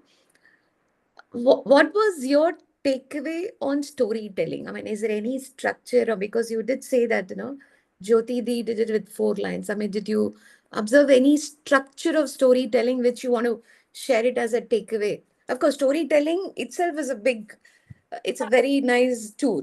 Exactly. Another one is a capability. But what is the structure? Did she give you any structure? First of all, voice modulation. Okay. I thought that it may not impact so much, but it had so much impact. So I really need to work on my tonality. Okay, so voice I modulation. really need to work on, yeah. It is actually pain for me to talk in a low tone. Pause. Pause. Okay. Voice modulation. Pause. Okay. Pause. What you are trying to put in the play. I mean, it should be very contextual when you are telling in between. I mean, it can be horror, but it should have a message. Contextual. Okay. Okay. These first 3 things I keep Picked in up. mind. I mean, better. Thank you. He also mentioned that it could be in a very simple language. It need not be in a very jarring language. Any jargon. Could be in a very simple language. A short sentence. I cannot use tough language, so I am not bothered about it. I only can use a simple language, so that is easy takeoff. But talking in a low tone with so much using trance in my voice, it's very tough for me. But you did a very good job. Yeah, I remember Dada has given me 9. I never forgot this. He gave me also 9. Second day. Of course, the second day. Okay, thank you. Thank you, everyone. Thank you, Aparna, for explaining on my Okay, so something. So why am I inviting master practitioners? Why am I inviting them to talk during the monthly meet? You see, they need to know where have they reached, right? So as master practitioners, you have to be masters. You cannot be bachelors. I thought you were telling them where they need to reach. No, I'm telling the masters. I'm telling the masters, yes. It's very, very important.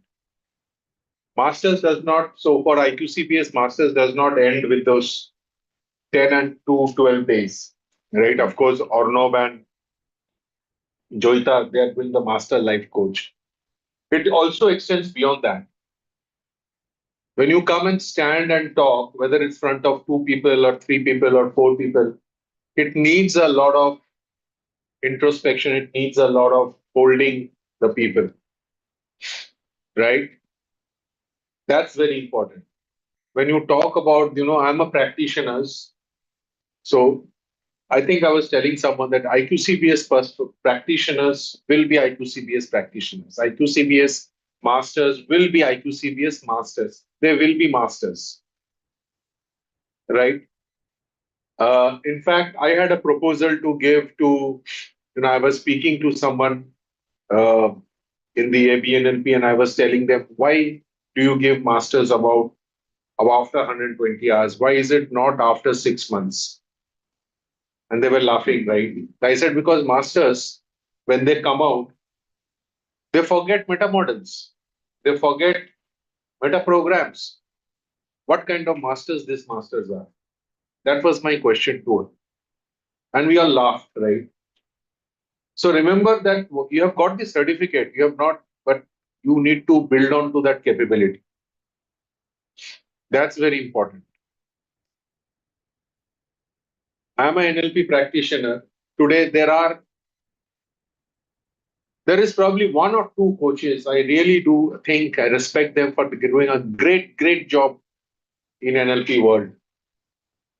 And that is why it's important for masters. All 4 of you who are sitting here, it does not stop after those 12 days.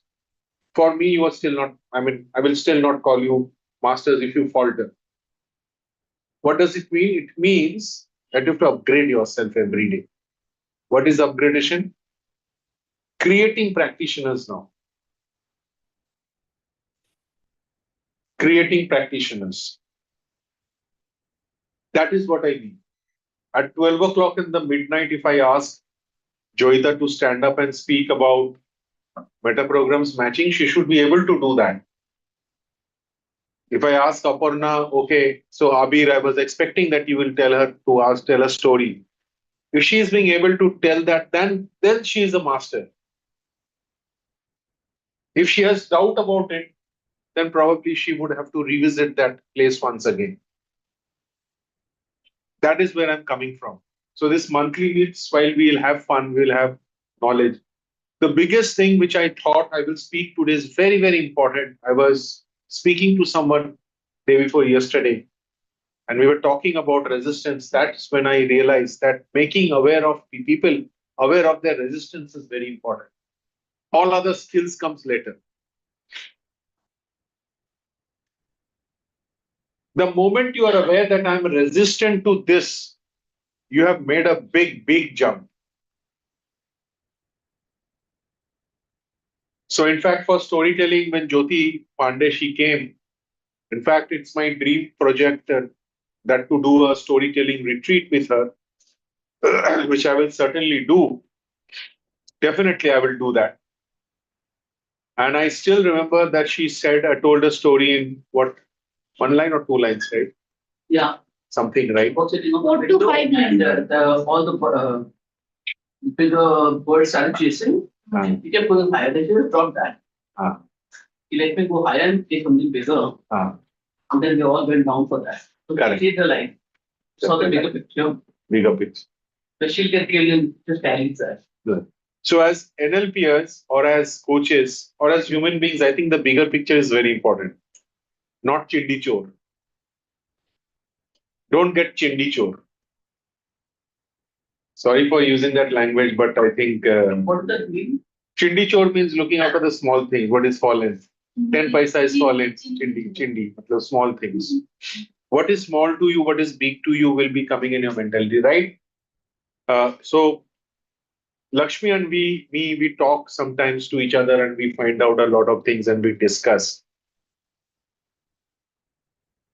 So in fact, I did not have a chance to speak to Prakash a lot of times, but my message to practitioners and master practitioners is that you have to level it up. You have to level it up linguistically. That's where you can improve your ability. Again, I have told you time and money. If that is a problem, come and speak. If that is a problem, come and speak. Money is required by me also. I think in my life, I have experienced that money has been a barrier for me, and many angels have come. I'll talk about Rafi. Rafi has also helped me a lot. When I did not have money, I went there and studied. So good things are there, right? So talk about it, but upgrade yourself. There are very few people who are upgrading now. It's an opportunity for all of us. Okay, so with that, we'll call on Ornop to share, right? Before and after. Before. I have to welcome you. You are the hero. Always. Previous experience of Orno doing a great job speaking. I have not even said hello to her. You just not spell it to me. Yes, yes. Except when I went to Aisha. Why? Orno, stop. Quiet, please. Okay, so today our topic was when we started the session, it was resistance.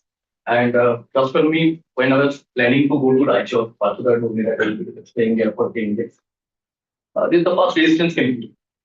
Those people were like, see, because, see, I'm in the field of training from the year 2008.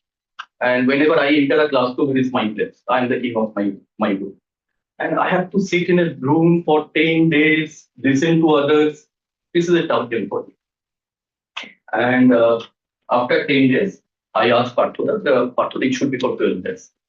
So I am not going to explain what happened, what we have learned, but that is, I think, that tells everything that I actually wanted for 2 more days to stay there and to learn.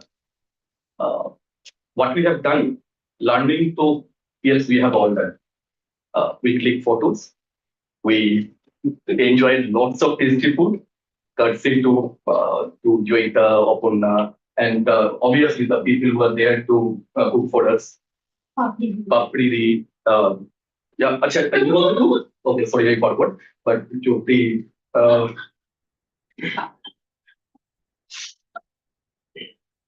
So, Lakshmi, you can well imagine what happened there, right? Prakash, you can well imagine what happened there, huh? So everyone is making everyone murga. and I became the guru who seeing all the murga being product. So, right. So we went to a Ganga side one day. We had a lovely evening there. That's the first time somebody was doing juggling in front of us. I was still seeing that how it can be possible. So we'll have lots of fun after whole day of learning and all. We went for a night working from 12 to 12:30. But that okay, Jyoti was showing me something, but I can't explain here right now. So we have had lots of fun. Learning is only a part. So I have seen on the holiday ad but for a long time ago. This ad is of Tata Steel. I still remember that ad. So Tata Steel says that we build road, we build hospital, we build bridge, and there are 7, 8 more names. And finally he said that ad said we also build road. We also make steel. We also make steel. So it is somehow like that. We had fun and etc. We also studied. So this is the meeting. What I learned in this particular session. So, see, I was sharing with Abhi when Abhi just entered the same room. he actually sent me a CV and he was asking me about that, what happened to that particular candidate. My particular zone was going through a lots of transit right now. They are having some issues with going through. So I said, Adit, that okay, chalo, after some days that we will take care of that CV. So I am having some very tough branches right now. And one is the branch is Dimapur, other branch is Shiliguri, Kolkata is having. And I always want to do some experiment with my branches, with whatever I have learned. I want to do some experiment. So in Shiliguri branch, particular, what I have done, I told the branch attender right that भाई तुम लोग का business नहीं हो रहा है तो तुम लोग को ना 5 कॉल करना है तुम लोग को ना 10 कॉल करना है why your people are not doing anything actually working on the skill part I want to enhance their skill I want to enhance their capability part the disaster is they completely failed their bullshit was around to 15 lakh they have done 3.5 last month I was working in another branch, but it's a Dimapur branch, and Dimapur branch was not doing well not done well in April, and they because the branch was not there, and the branch started in a very pathetic way. So I said to team lead Luncha was the branch head. I said I asked her, Emily, why you want to become branch head? She said that yeah, I want to do something like that. What is your purpose of becoming branch head? I was working with the neurological. After some time, Emily told me that, Anup sir, I realized something. And Dimapur is the only branch in the month of May who have done almost 15 lakh business, and they have done their bullshit in the India. So what I have learned in this session is many of us, as a trainer, many of us try to enhance the skill instead of changing the identity, making them understand what is the purpose of life. Now, as a trainer, if we can work on their purpose instead of working on the value part, if that changes, this will automatically change because I cannot push anyone to go for 3 calls, 4 calls, 5 calls, or 20 number to change their work habit. Until unless they realize why they are the branch head, what are the purpose, what is their identity. Many of the time we do not identify our own identity. We are holding a position, but why I am here? What is my bigger purpose? Now the time they will realize, they will automatically do the other parts of the pyramid, the neurological level pyramid. So that is my biggest learning. That is why I implemented in my training sessions. I am implementing in some of the branches. I am going to implement in my on second and third. I will be having a area meet. So I am doing the same. So just to create the purpose, to clarify the purpose, or to make them to help them to see why they are here. What is the purpose of the position? So this particular table, obviously, Mr. Robert did table of neurological level, and thanks to Parthuda who taught us this particular structure, this particular pyramid. My training program, I have seen that it really giving me a shift. Thank you. Okay, fine. So anything that Lakshmi, Prakash, Abdul, probably you are still in a chamber. Prakash, you want to share something? You have been very quiet.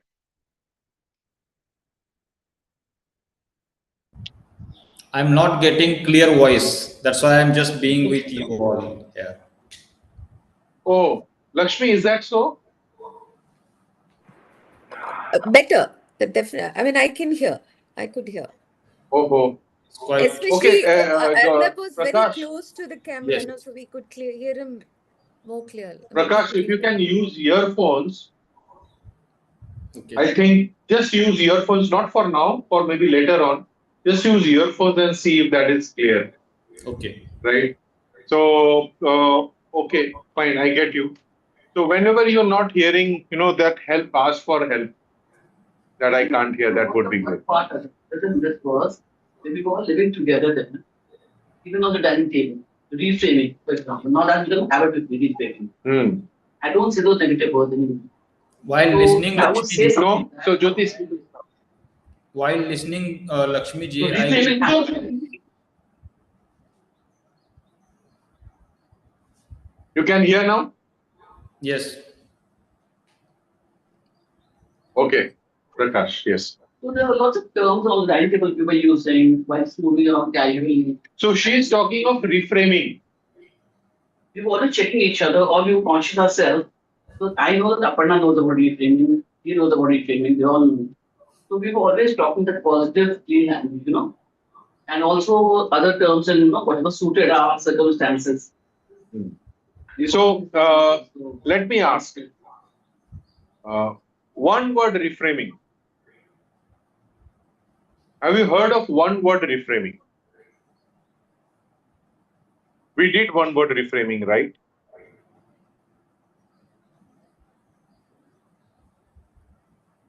What was one word reframing? So again, what I'm saying is, anyways, I'll speak to you all later on. But one word reframing is something, it should be a part of all of us. So how can one become a coach without knowing one word reframing? That is very important. Content, context, end step reframing is very important, but one word reframing. So I don't know this. Is it that problem versus challenges? Learn this. sorry, just 1 minute, Lakshmi. Sorry, Jyoti. There's one word that is that I don't know this. No, the other word is reframing is I'm going to learn this. Not really. That is that is okay. That is okay. Say, one word reframing is, say, for example, when I think of myself, I'm straightforward. If it's for another person, he's rude. When I'm talking about myself, it's straightforward. When the other person is saying he's rude. When I am very rigid and I want to stand by my point, right? I am consistent. When it's for the other person, he's rigid.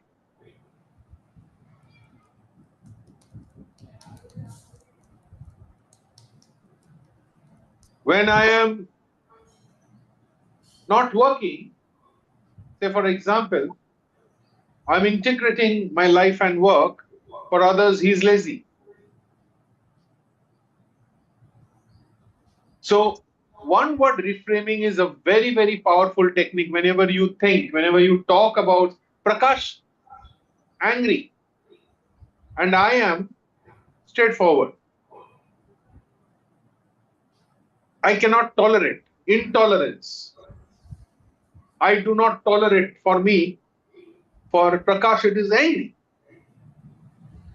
So when you use adjectives for others, just imagine when you are doing it, what is that reframing that you will do for yourself? In fact, just to the master practitioners, the manual that I have shared is a good enough book to read through.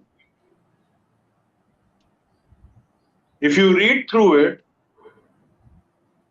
for the next 12 months, you will be good enough. It's a good reference book. It's a very good reference book. 10 days is good enough. We did it 12 days, right? We did 12 days. So 10 days physical and 2 days virtual. Virtual was for full days. What you guided us. This time on Thursday. And every week the masters are going through a 1 hour session exclusively only for masters. They are doing the sessions. So you see,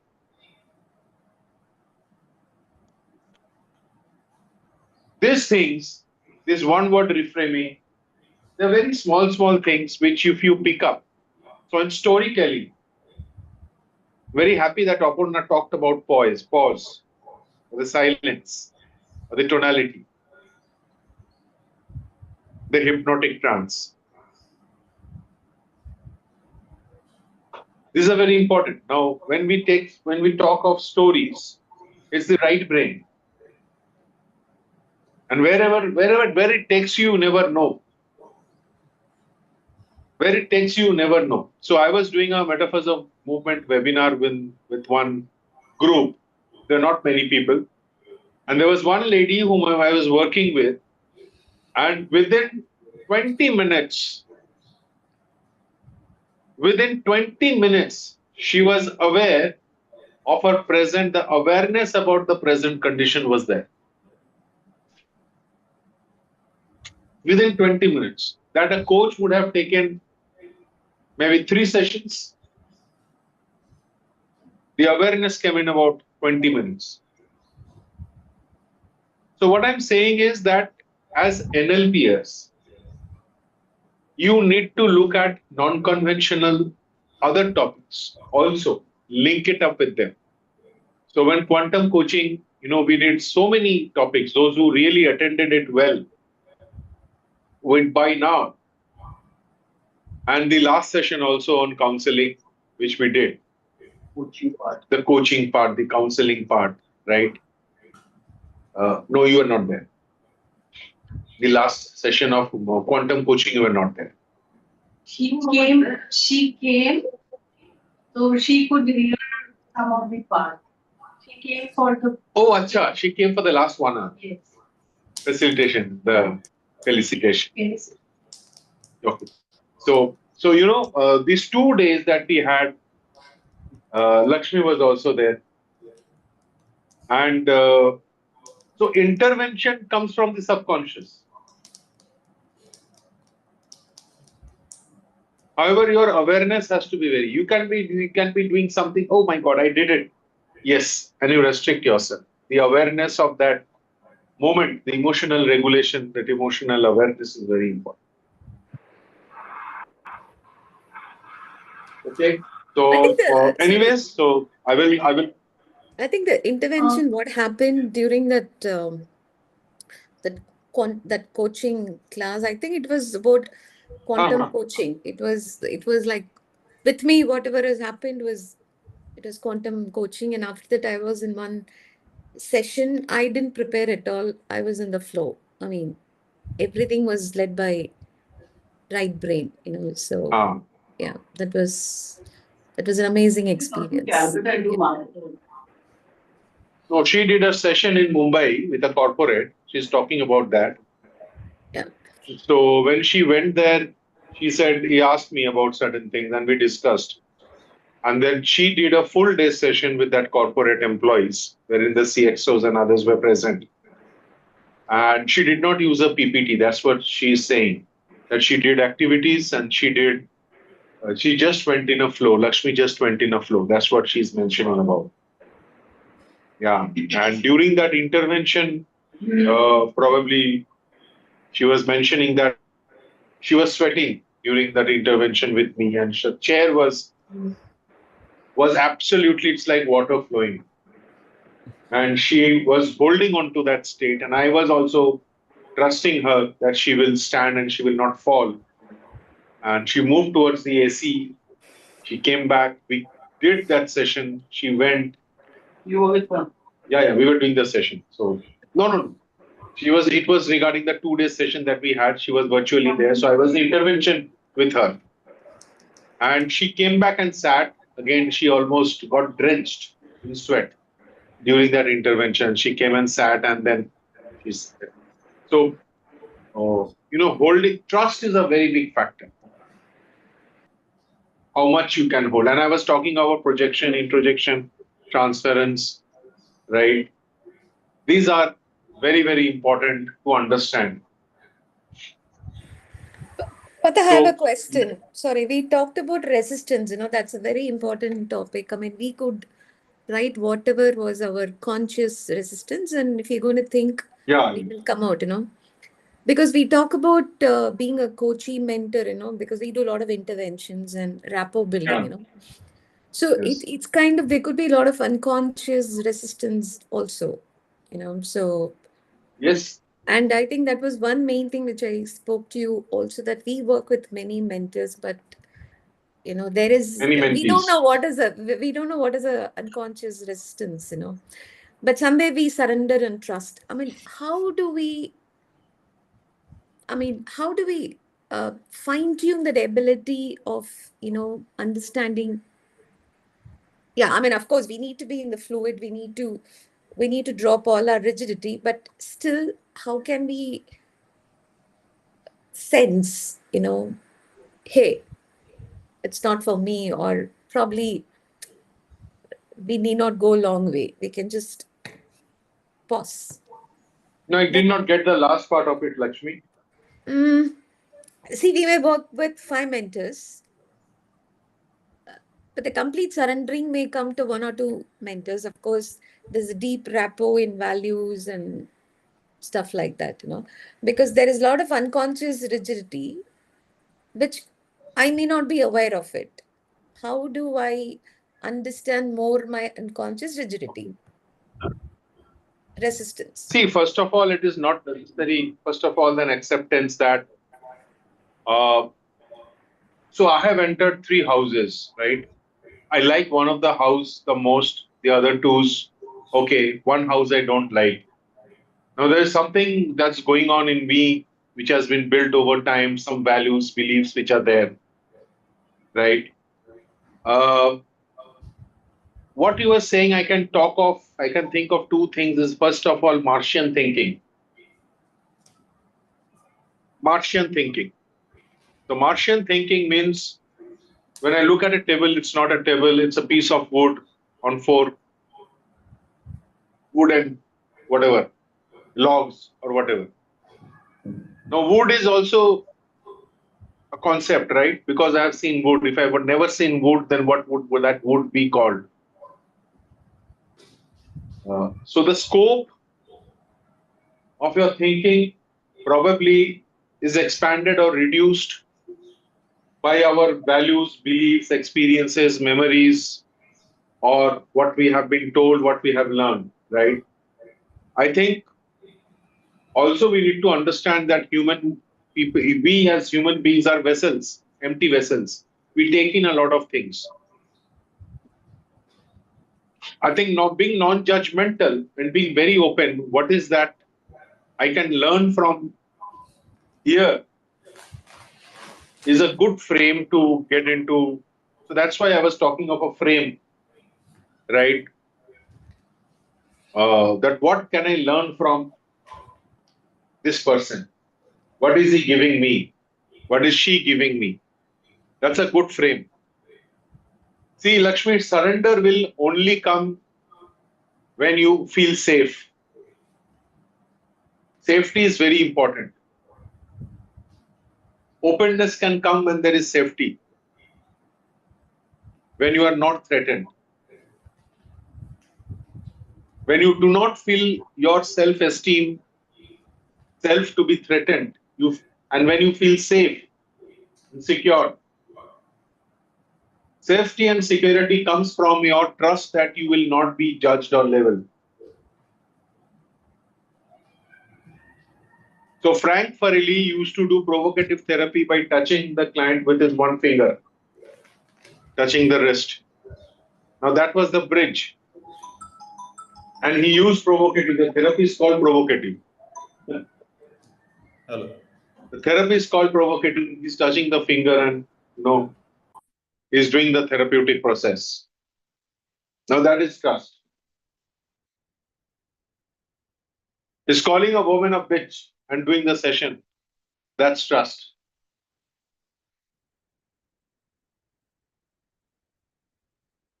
And there are stories, I would say abnormal stories.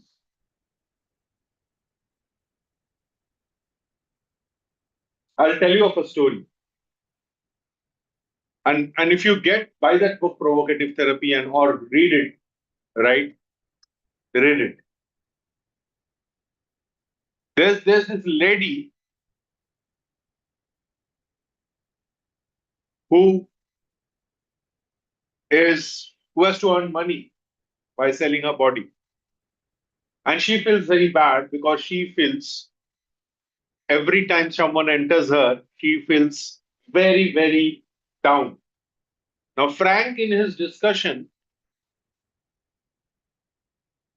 tells the lady, now can you imagine? Tells the lady, touching that lady, imagine that part entering you and surrendering to you. Who is more strong? And that lady smiles.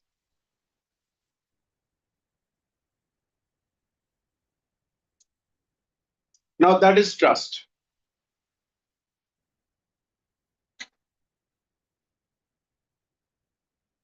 This lady is safe. Her name is not known to the world, but the case study is known. That is safety. So Martian thinking, Lakshmi, and what I can learn from Prakash, what Prakash can learn from me, what I can give to Prakash, a very honest thing, honesty. So I'll tell, Prakash was asking me, Prakash, if you remember, that you asked me, okay, so I have attended online sessions and I did not understand. I said, okay, fine, you do this one session for one day. And if you want, you can leave that. And after 1 day, sorry, 1 hour, and then you leave. And Prakash, thanks Prakash for that and height of patience. I did not realize that you were there and you were waiting for 1.5 hours in the waiting room. And this gentleman never sent a WhatsApp. I realized and I called up, "Arey, Prakash, you're there." He said, I am there for 1.5 hours. My God, what patience. I said, this is the guy. Whatever he wants, I'll give him. And then he joined. His fear was online mein seek paunga kya? Now that is something threatening to him online. And I had to give him the trust that it is there.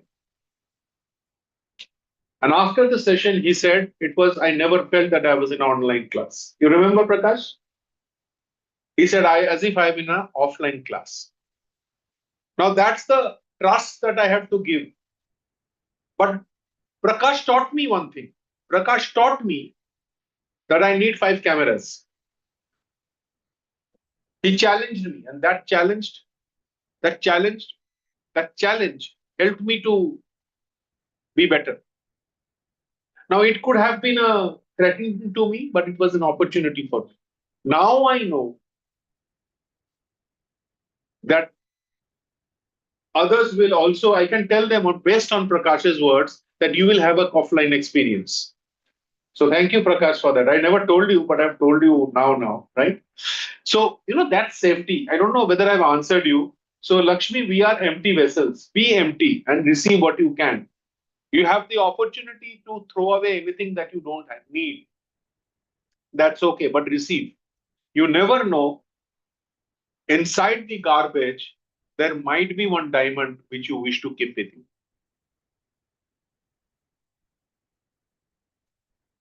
Never know.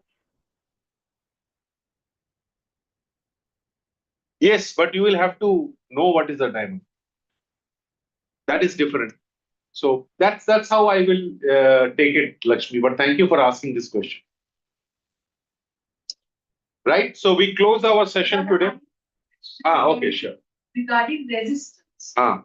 So there are certain resistance that we have in us, that I have in me, which it has kind of ingrained in me in such a way that it is even difficult, even though I have identified, to get rid of it. So how do I kind of... Till the time you are resistant to it, how can you get rid of it? No, I understand. But you are still resistant. You are aware. I am aware. You are aware, right? But I'm not being able to... So I will give another example. When you draw a circle and see which part of that person or that neighborhood you are resistant to. Maybe isolating can help. Maybe the tone you do not like. Maybe the behavior you do not like. What context that behavior is. Is it always? And some people, you need not break that resistance. So something, you might keep it there also.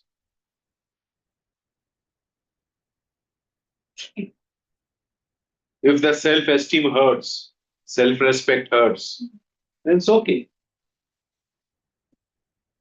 Maybe, yes, you are resistant. And if there is a way, I will explain to you I'll tell you one case study. There's a person, uh, I called him up. I had this data and he said, do you know whom you are calling? I said, yes, you are this. Do you know I train IS and IPS officers? I never knew that, but I know that now. That's excellent. I said, what else, can I get from you? I said, I do this. Have you heard of what? How does it matter whether I've heard it or not? It was like, I said, oh, that's true. That's true. However, this is my name. At any point of time, you think we can collaborate, or you think of it, I can come. I said, and you were such a great guy teaching IS, IPS. I think it's been a great opportunity for me to meet you. And his voice mellowed down. No, that's okay. That's okay. Yeah, we can certainly meet. I said, "Theek hai, chalo." That taught me a lesson. Whenever you're thinking someone is resistant, think whether you are resistant, whether there can be a change which you can bring in yourself. What is the feedback that you are giving yourself? What is the feedback that you are accepting? Probably that would help. I think that's a good way, right? To be in control of your own self or my own self, whatever. This one thing I have become very conscious of taking onus instead of mentioning we, I tend to use I. I. Yes. So okay. So Lakshmi, thank you. Thank you, Prakash. Join us for lunch. And also, Prakash, see if you can come, right? But Yes. don't be too late. So the venue, I have made arrangements for your stay here, which is not very expensive, which is good. But take a call. Let me know if you need any help. Okay. And for masters, again, it's 10 days plus 2 days. And practitioners, I told you, I'm still working on that. So it will be long practitioners from the next time onwards. I'm still thinking of the investments, how we can work out of the investment, what can happen. But that one guarantee that IQCBS would, or might be personally would give is the practitioners would be practitioners, the masters, they need to be masters. They will be masters and it will be an ongoing process. So thank you, Lakshmi. Thank you, Prakash. You. Bye. Okay, thank you. Thank you all. Bye. Bye. Bye. Bye. Bye, bye, bye. Bye, everyone. We